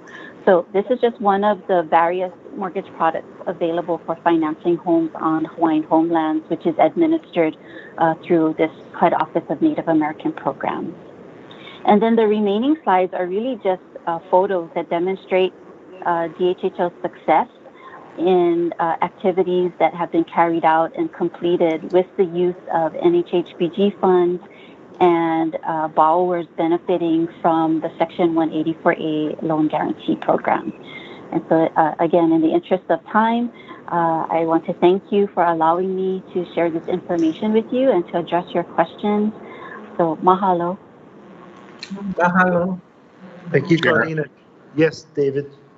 Oh, just a question.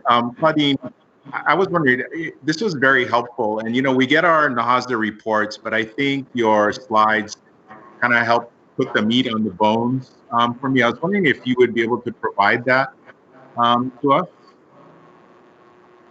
Yes. In fact, Lehua and Cedric has a copy of it. And so, yes, Okay. They can definitely provide it to you. Okay, thank you. And then my last question is, do you have any idea as far as funding for NAHASDA for Hawaiian Homes programs? Future funding. The amount of future funding? No, I'm sorry. I don't have a crystal ball. So that's a question that is very difficult to answer. Right, so this is appropriated by Congress, right, on an annual basis? Typically, yes, it's been on an annual basis Okay, for the most part. Yeah, and my understanding is we've kind of been getting just like placeholder amounts for the past couple years, and not really any significant funds. And so I guess my question is this something where we need to speak to our representatives or senators? Yes. Okay, thank you. You're welcome. Mahalo. Okay, last chance. Any other commissioners?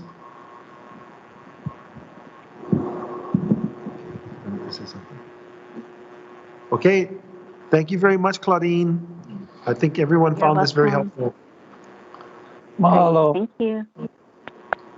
Okay, aloha. Now we'll go to item C3.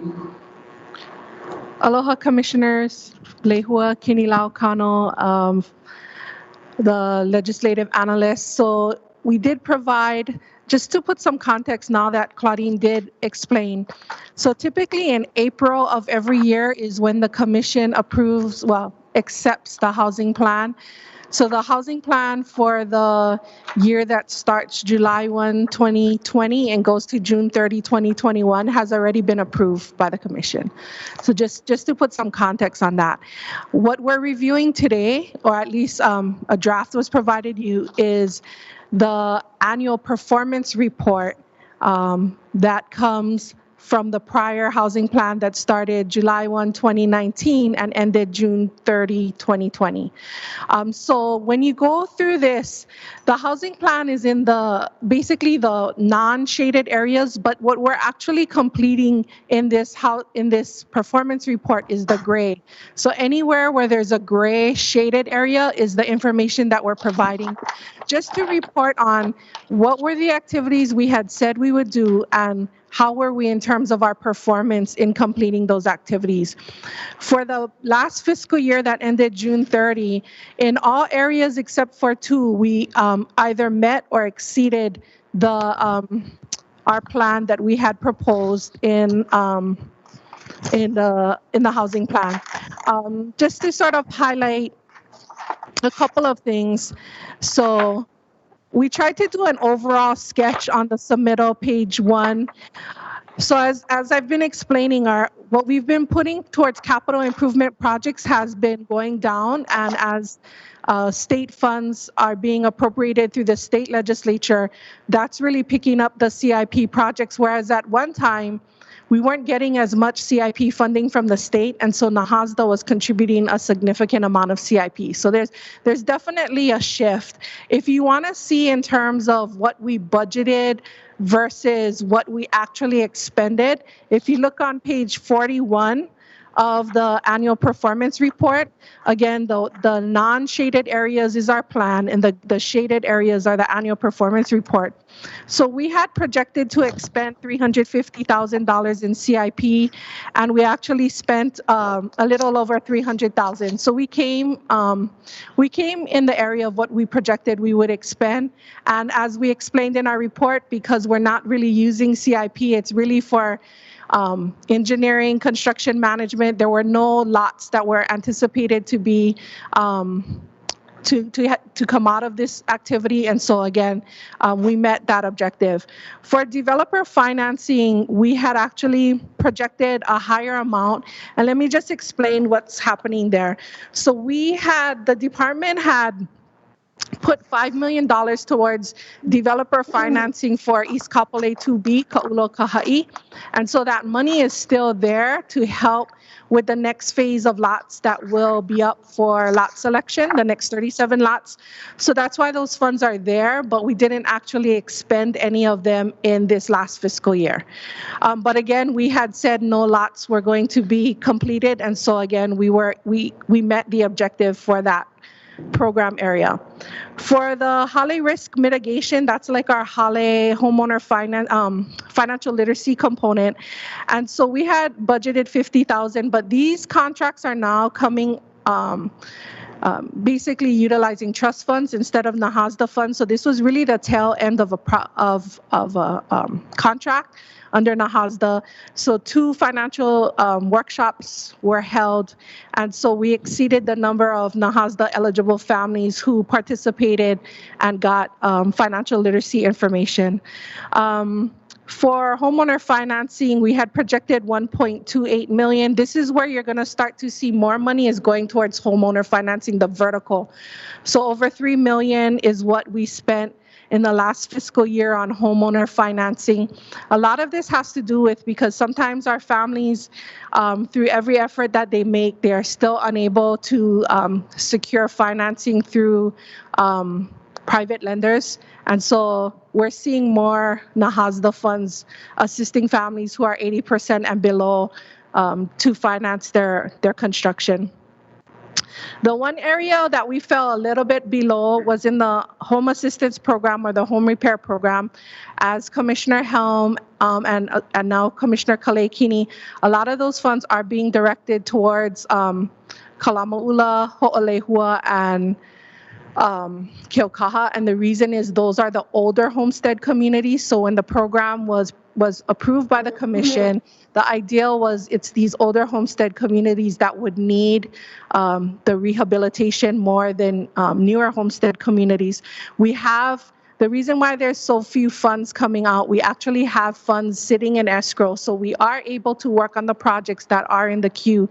We just have to work through completing those projects. As I explained in the report that you'll see, home repair is very difficult because a lot of times homes are extremely old. So if you had to have lead-based paint, as you saw all of the requirements that was explained by Claudine, there's abatement that's attached to it, if there's asbestos, if there's cesspools. So the work that the family may actually want to do on their house, when you start tacking on all of these other costs, it gets very expensive very fast.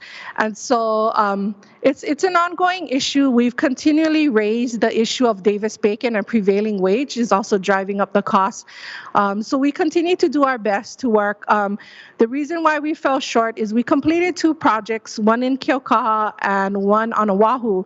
The challenge was that there were 2 that we were also expecting on Oahu, and the city and county of Honolulu was putting in burdensome requirements in order for these lessees to tie into the sewer, as if these lessees needed to sort of do a study on what their impact was going to be to tying into the sewer system.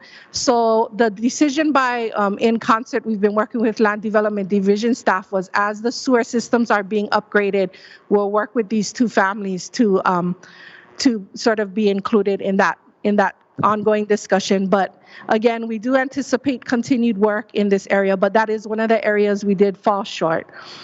Emergency financing, the next item, is the other area we fell short, and it's mainly because we actually, now that we have state legislative funds for repair and maintenance, we're not using NAHASDA for this purpose. So we actually didn't use any of NAHASDA for this purpose in the last fiscal year. And we had anticipated that we would do it for 2 families, but we didn't end up using any funds. So that would be the other area we fell short. Where we've been getting a lot of pressure to increase our activity has been in the last 2, and we've been able to exceed what we had anticipated. So the first is the rental operating subsidy for Waimanalo Kupuna Housing. We have $250,000 a year going to Waimanalo Kupuna Housing, and with those funds, we had anticipated only being able to assist about 40, thinking that that was being conservative for the numbers that may be 80% and below. When the project manager went through the kupuna who are there, 81 were actually 80% and below. So this subsidy went to 81 kupuna, and I explain on page 29 of the report, it amounted to about $11,000 a month, ranging from $10 a month to $513 a month for 81 kupuna. And in addition to any additional funds beyond that went to cover other costs that would normally be passed on to the tenant, but with this subsidy, we're able to keep those costs affordable for our kupuna. And then the other area that we exceeded our expectations is the rental voucher program. As you folks know, this commission did approve the emergency rental assistance, and through that process in the gray shaded area, this report identifies that as of June 30, Aloha United Way reported that 25 families, 16 on Oahu, 5 on Maui, 3 on Hawaii Island, and 1 on Kauai, comprised of households with 52 adults and 42 minors, have been approved for rental assistance, and again, ranging from $111.50 a month to over $2,000 a month.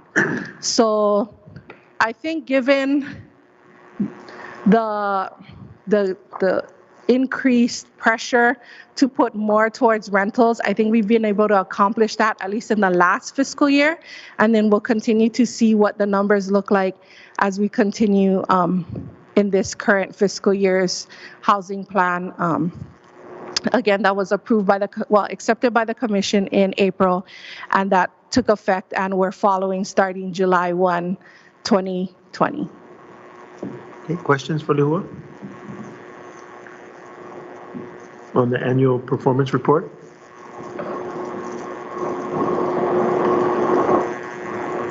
Okay, seeing none, C4?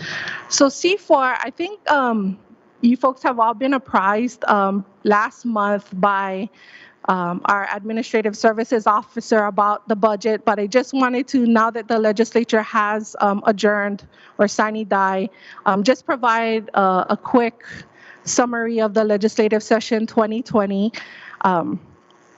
As you'll see in the slides that are accompany the submittal, as Rodney had explained, our operating funds has gone down by a little over $3 million. And so needing to still operate the department with less funds is an ongoing issue, but it's something that is being, needs to be handled across the state. It's not just a DHHL issue. And then we did get CIP funding, and that's on the, again, additional information of $34.85 million in CIP funding, 29 million actually towards lot development, and over 5 million for CIP repair and maintenance for existing infrastructure. We also, the commission did approve one legislative proposal for the Attorney General, but that proposal was not accepted by the governors, so it was not made part of the administration's package. However, different legislators did introduce the bill. It was actually moving along fairly decently considering the opposition from the Attorney General's office. Nevertheless, with COVID, it became apparent that they were only going to move the priority bills that really needed to move out this legislative session. So we'll have to, again, when we look at legislative proposals for 2021, we'll see if that's something that the commission would still want us to continue to pursue. I also wanted to alert the commission of several resolutions that did pass the legislature. So it is on page 2 of the submittal. So that's the summary of the legislative session. Okay. Questions?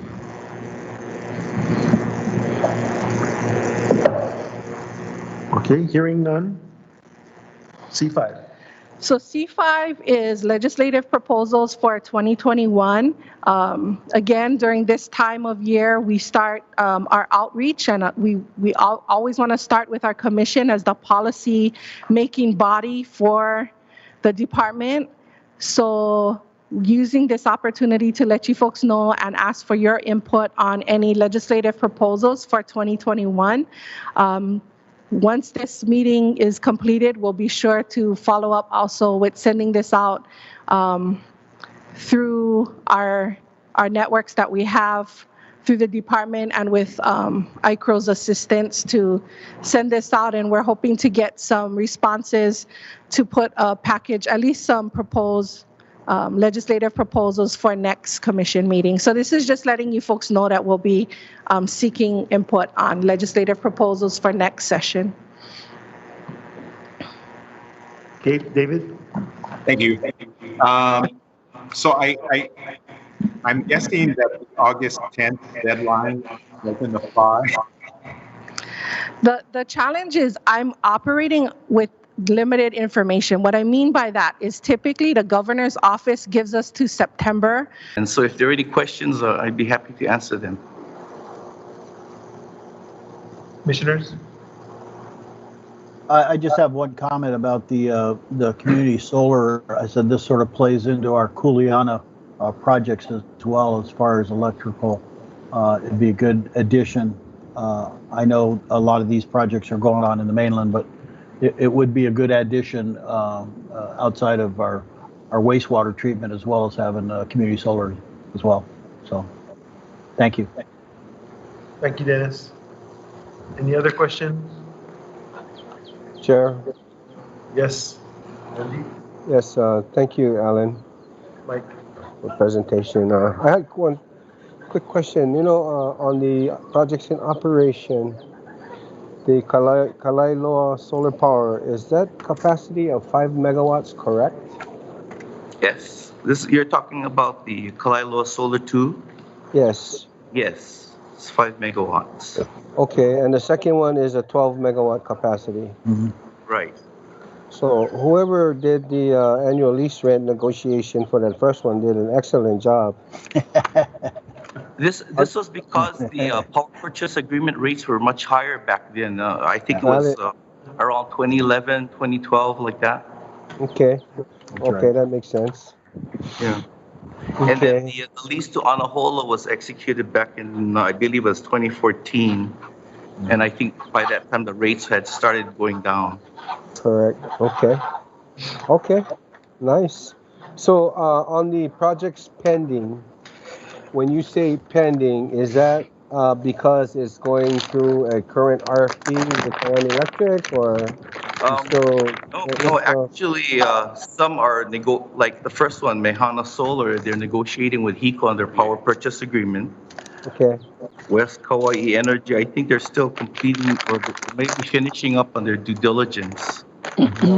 And then Barbara's Point, they just started on their due diligence. They're doing cultural and historical surveys on the land.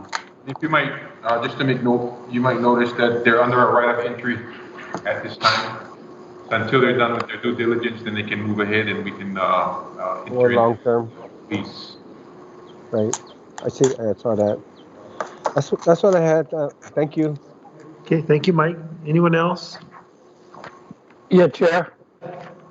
Yeah, Alan, what was the reason the company, that wind company, pulled out at Kahikinui? Which one is that, Commissioner? Kahikinui? Yeah, why did that company pull out? There were two of them. Are you referring to the 2015 or the 2019? The latest one? Yes. I have no idea. We just received a letter from them that saying that they wanted to withdraw their offer. Okay. They did not provide information as to why they were pulling out. Okay. Okay, thanks. I just needed to know. Okay. If not, thank you, Alan. Thank you, Kahana. Thank you, Alan. Kahana. G4, planning. Andrew, back at the table. Oh, we have Berlin with us.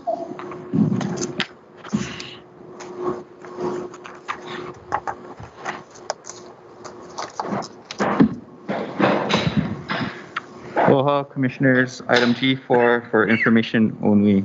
Notice of availability of surplus real property. The former National Oceanic and Atmospheric Administration National Weather Service Pacific Tsunami Warning Center, Eva Beach, Oahu, TMK 19001-001 portion. Commissioners, I would like to introduce to you a new planner from our planning office. This is Perlene Fukuba. She comes to us with many years of experience planning at the state level, most recently with the Department of Health and the Hawaii Community Development Authority. So Perlene will walk us through this submittal. Good afternoon, Chair and Commissioners. You have the PowerPoint before you, and we have 4 information items. Can we see your face?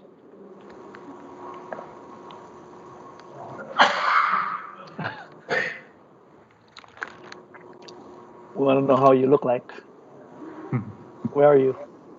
Oh, hi. Nice to meet you. Welcome.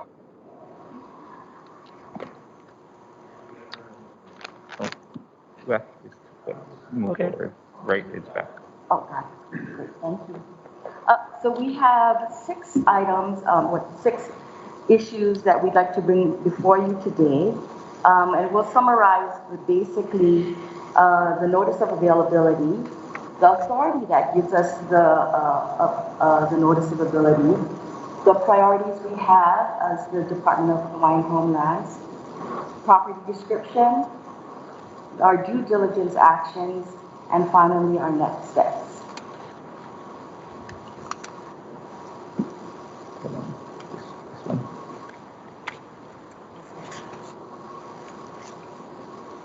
Next slide.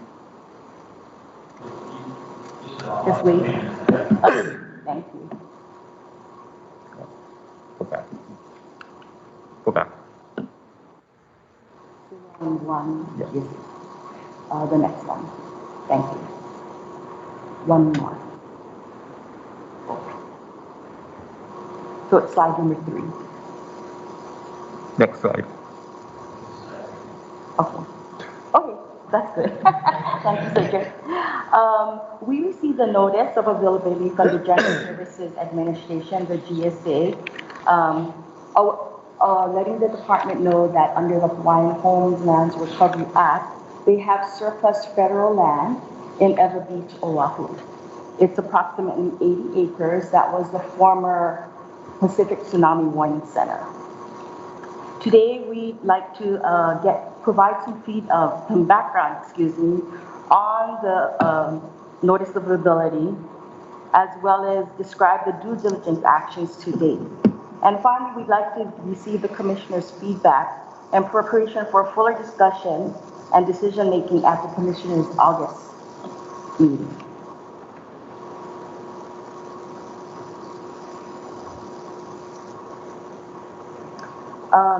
The notice of availability gives the department 90 days to respond. So this, it was originally in June, but we asked for an extension due to the difficulty of doing business during the pandemic. And the GSA graciously acknowledged how hard that staff was working and the ongoing due diligence actions. And therefore, our deadline is August 31st, 2020. The authority that is listed in the notice of availability is the Hawaiian Home Lands Recovery Act.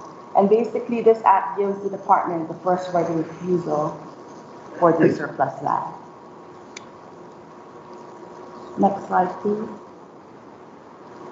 The Hawaiian Homes Lands Recovery Act was signed on November 2nd, and it authorizes the conveyance of non-ceded federal land in exchange for the federal government continued use of Hawaiian homelands, basically in Lualua and Waimanalo.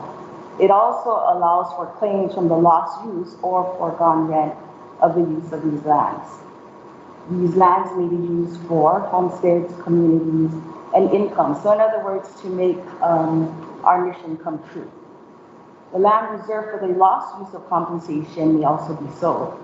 The federal government must fulfill 3 things in order to convey the land.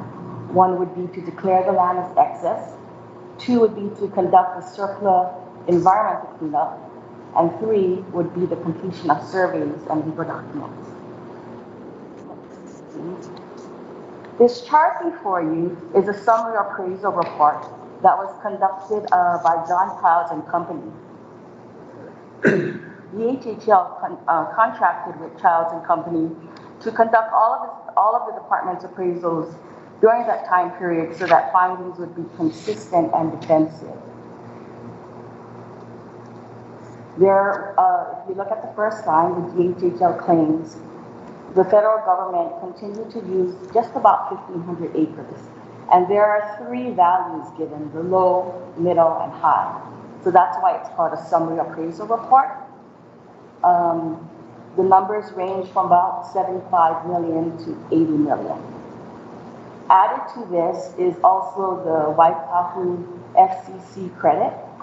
The federal government determined that they needed to continue to use this land in order for air traffic control at the Honolulu International Airport.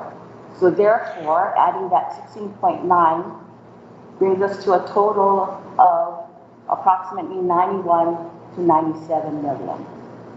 To date, the federal government has transferred about 843 acres with a range of 58 to 72 million.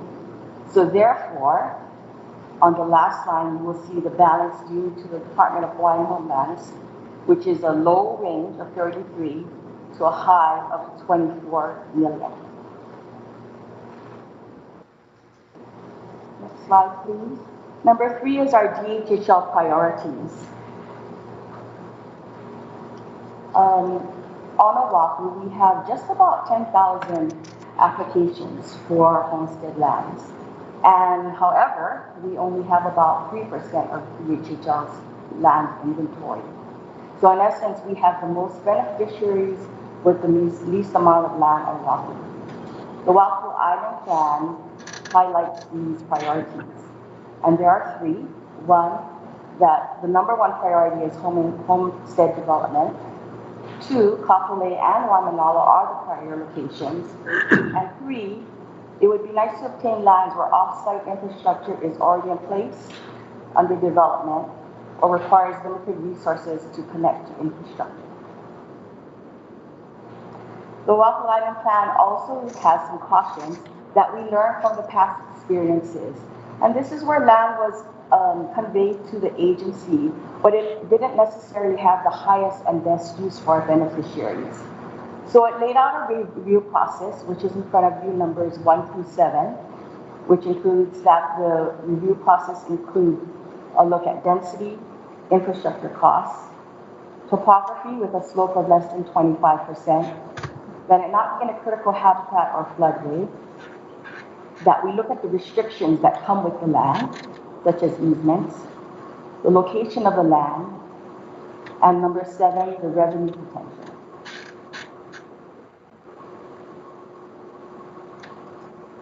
Number 4, we'd like to describe for you the property description. As I had mentioned earlier, it's 80 acres in Ewa Beach, Oahu, so just about 5 miles from where we're sitting today.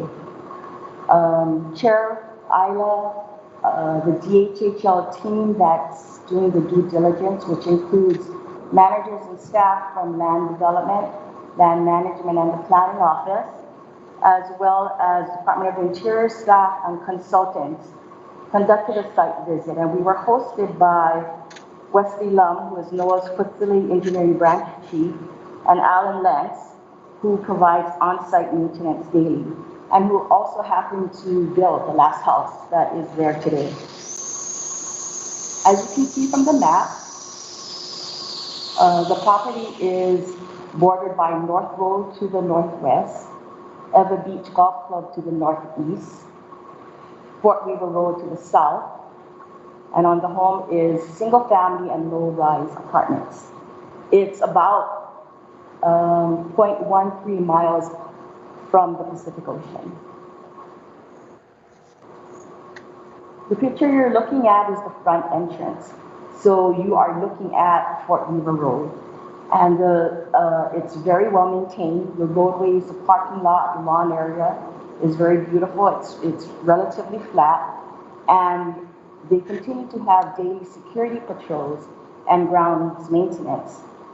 So I didn't even know that they had vacated the property about 5 years ago. This shows you the structures, which are basically one-story buildings. They're in fair condition. There are 5 homes, office and storage structures. The office and storage structures kind of look like they just packed up their bags and left. There's anything from microwaves to storage cabinets. It looks like they just abandoned in place. The homes are relatively empty, and they contain some appliances. The homes are also relatively large in size. There are 3 bedrooms, 2 baths. Most of them were built in 1961 and renovated in 1999. I believe the manager's home was built in 1998. They have similar floor plans, 3 bedrooms, 2 baths, sunrooms, and an attached garage. There is also a letter submitted from our State Historic Preservation Division that none of the structures require historic preservation. The remainder of the parcel is heavily vegetated, so except for the cleared area that has at the entrance with the roadways that lead to the homes, the rest of the area is very dense, but there is a nice security road, a perimeter road that allows for fire access and patrols.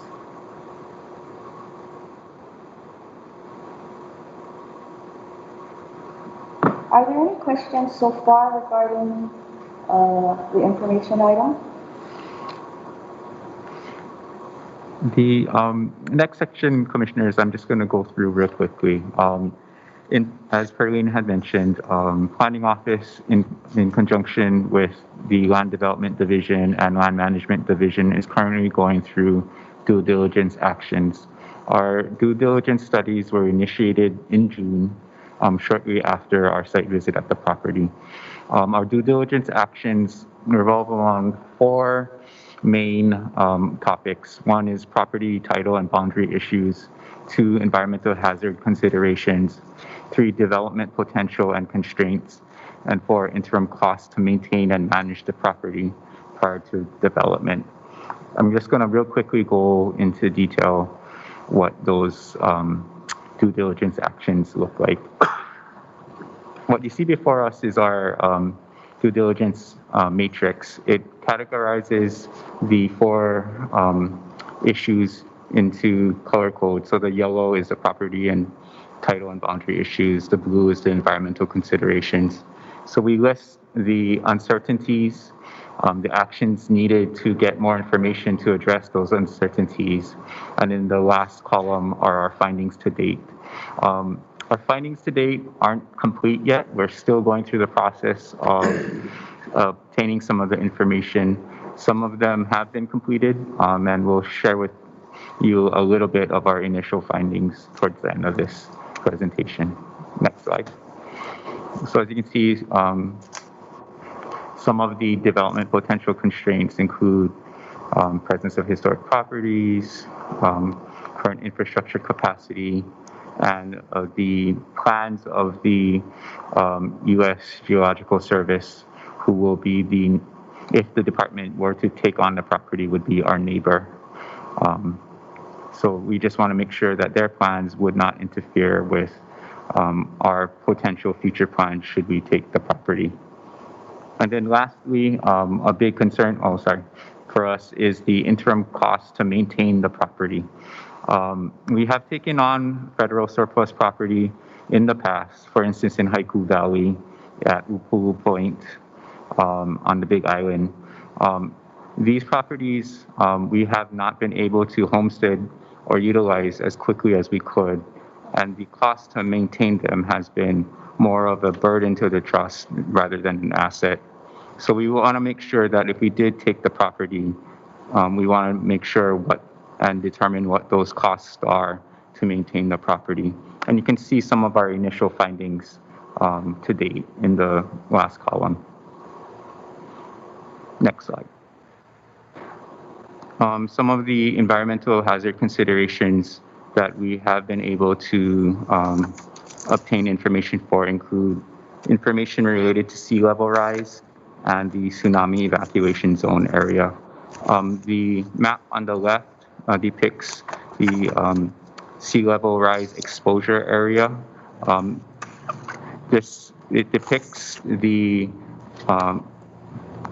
most extreme scenario in which sea level rises would be anticipated to increase by 3.2 feet. So you can see that the property would be susceptible to potential hazards if the sea level were to rise by 3.2 feet in the future. So possible hazards would include coastal flooding due to storm events, inundation, underground inundation from the sea through the ground, and also just ponding from storm events. The green line, if you can see it on the bottom, would indicates the coastal erosion that might occur should the sea level rise by 3.2 feet. So the property, it wouldn't be threatened by coastal erosion. However, it could potentially be threatened by other events associated by sea level rise, events that I just mentioned. And also, it should be pointed out that the Makai portion of the property is in the tsunami evacuation zone. Next slide. So I'm just going to real quickly go over the next steps. We hope to complete our due diligence findings by the end of July, and then present those findings to the Commission at its August Commission meeting, and with a recommendation to the Hawaiian Homes Commission. As Perlene had mentioned earlier, the deadline for the department to notify the federal government of its intent to accept the property or accept a portion of the property or reject the property offer is August 31st. So again, we have three possible decision options. We can take the entire property, we could accept a portion of the property, or reject the entire property offer. Assuming that the department takes the property or a portion of the property, DHHL would notify the GSA, which would initiate the federal government to conduct a property appraisal. They had indicated to us that it would take them between 6 to 9 months to conduct that appraisal. Within 30 days, the department, along with its attorney general, would review the appraisal and make any comments on the completed appraisal. Lastly, if the department accepts the appraisal and the surplus property, we would start the process to convey the documents and execute all the conveyance documents. That time frame isn't determined at this point in time.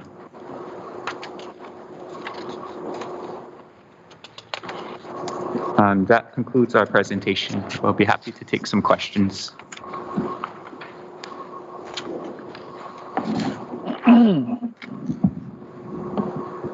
Questions for Andrew? Yeah, I have a couple of questions, Andrew. Where the parcels are at, are the parcels or the existing structures, are those in the tsunami zone, I assume?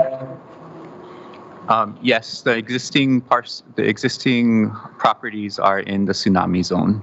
So and they're also at the borderline of the sea level rise exposure area.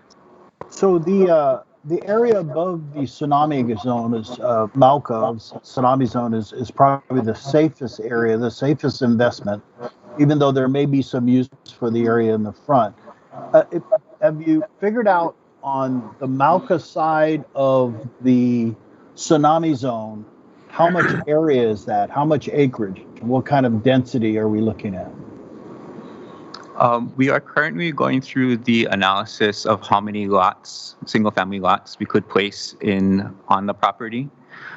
We can ask the consultant to give us an estimate of the number of lots on the entire property, as well as the number of lots that are outside of those hazard areas, so that we can have a comparison. But it is one of the things that we are trying to get more information on, that we're currently looking at. Yeah, I'm really looking at, trying to get the best bang for our buck. Is the entire property could be useful by using the sea level rise area, and maybe to be safe use the tsunami limit area as for other than residential, and maybe for some type of commercial or something like that. So we'd have some income, and then use the other portion for residential. Just trying to get the best bang for your buck, in case something happens. That's it. Thank you, Dennis. Other commissioners? Oh, one other question too, sorry. On your estimation of if we were to take this property, obviously we'd have to, get funding and so on and so forth. You mentioned that there's a certain amount of money that would have to go into this on a monthly basis to just maintain it, security, so on and so forth. With that in mind, is there a possibility of renting these structures out to pick up that money so the department's not out those funds? I mean, just throwing it out there. No use leaving them empty. If we can put some kind of lease agreement or short-term agreement to pick up those costs, it would help the department. That is a possibility, Commissioner. Yes. All right, thank you.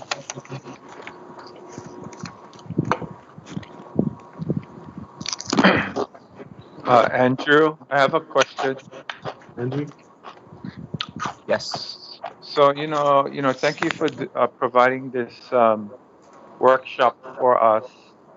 So, on its face, this looks like a situation where it's a mixture of promise and concern as well, because we have sea level rise, inundation zone, water coming up from below, entering the site.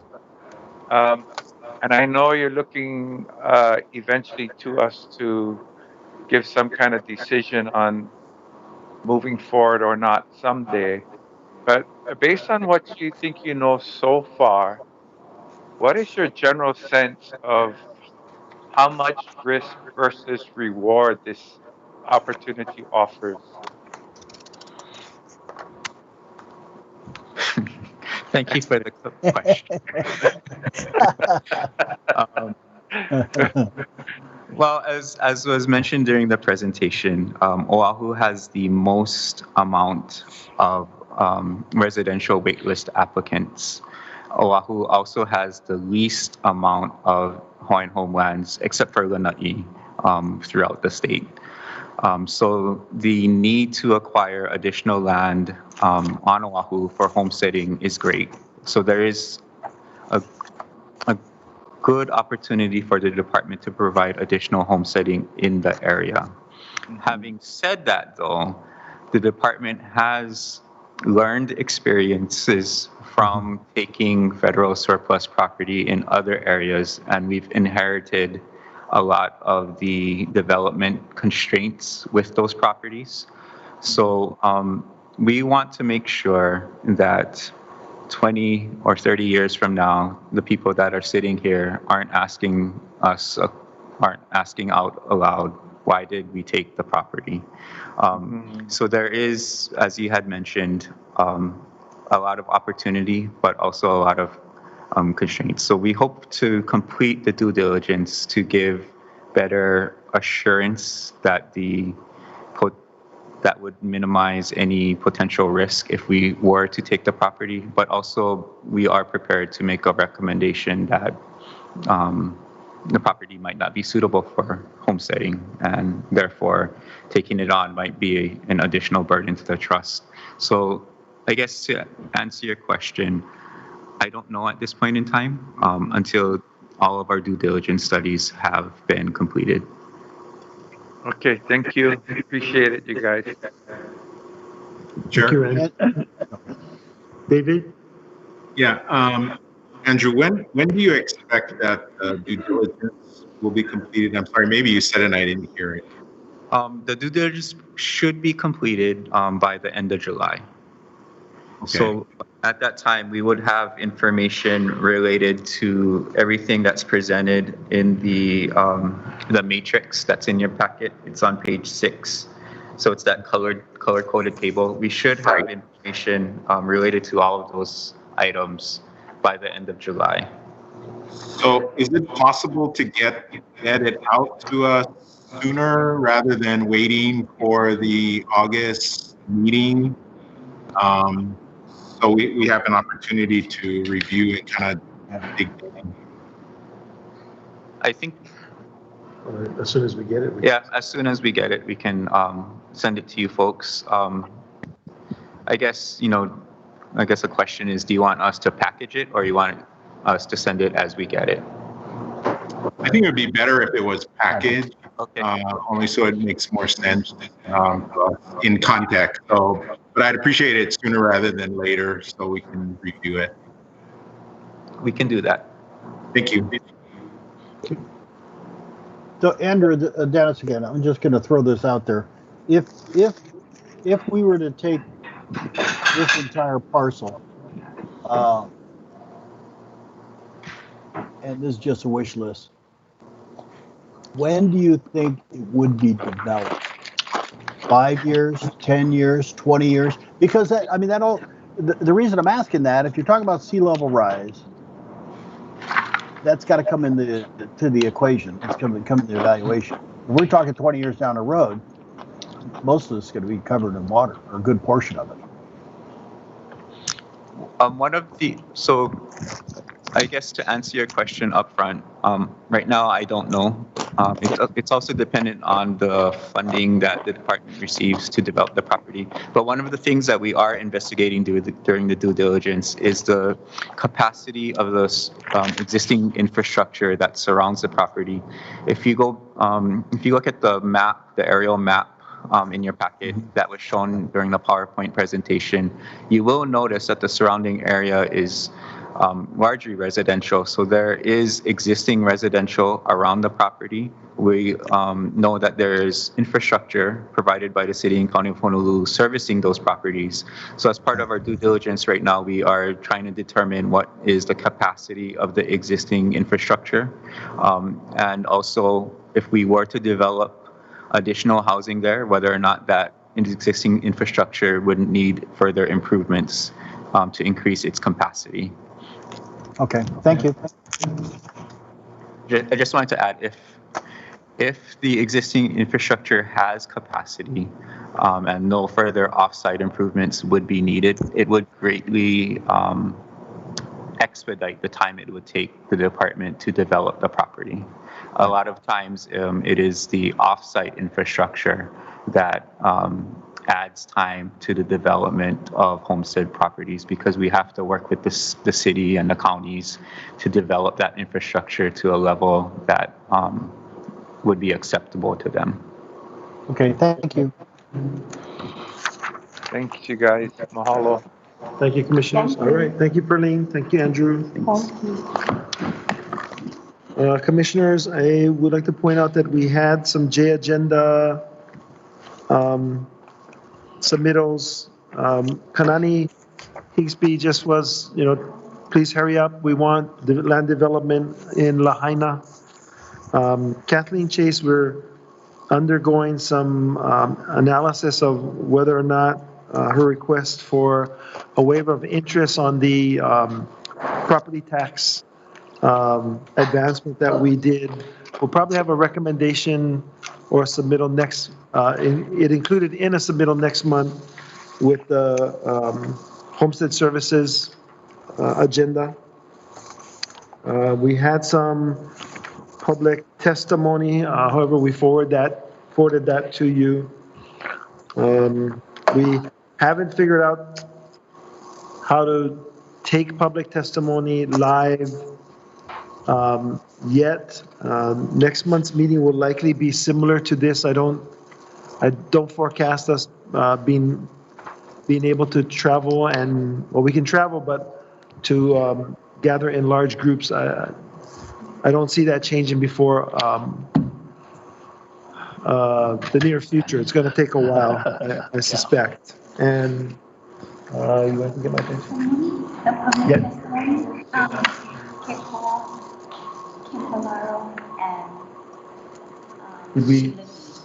So, when I read the list, so we had public testimonies from Kikoa Inamoto, Kim Bolero, And Sheila Lee. You guys got the public testimonies in the email last night? Yeah. Those were submitted by yesterday at 4:30, so. I read it already.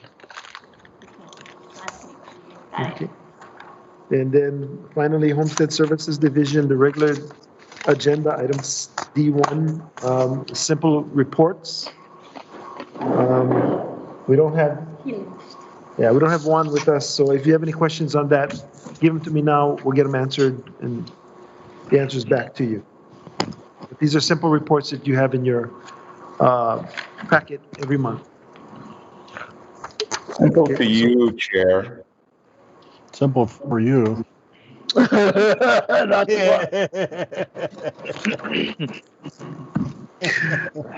I'm glad that you all have your humor at the end of the day, long day. And we still have contested cases after this. So without further ado, if we could have a motion to adjourn the regular agenda. Wait, I have a question. Oh, before we go forward. Yes, go ahead, Patty. Chair. So I wanted to ask this. I received several beneficiaries that the commissioners, they email us as commissioners on several concerns. And so what I've done was I forwarded to yourself as a chairman under your protocol and the deputy, but where does it go from there? Do you folks respond to these emails that come into us? I'm just curious because I can't make the determination to follow up. I just tell them that, thank you for your email. I'm going to refer to my chairman, and then it goes from there. So my question is, do you respond back to them? Because I haven't heard anything. The answer is yes. We will respond. We're probably in the investigation phase right now. Okay. Okay. Thank I have you. one more thing as well. This is Alana. Okay, Alana. Hi everyone. So Ryan is going to take over for me during the contested case hearings. So I'll let him know to jump on. But also before I sign off, I have to announce that this Friday will be my last day as a deputy AG. And I'm going to be taking. Where are you going? Where are you going, Alana? I'm going to the office of the disciplinary council. Better be careful now. Forget what we said. We get a lot of commissioners need discipline. I know. I was going to say, I should have said that before the meeting. Oh, I got a break. I gotta take a break. Yeah, I had thought I would be serving Shell for a lot longer, but the ODC just works better for me right now because I have to work from home for at least the next year. Yeah. But I wanted to say it has really been a privilege to work with all of you and to serve the commission. It's so inspiring to see the time and the thought that you put into working with your communities and the issues that come before the commission. So thank you, and I wish you all of the best, and I hope to meet with you again someday. All right, take care. Thank you. Thank you for your excellent work. Mahalo, Alana, for all the hard work and your patience with the commission and with the department.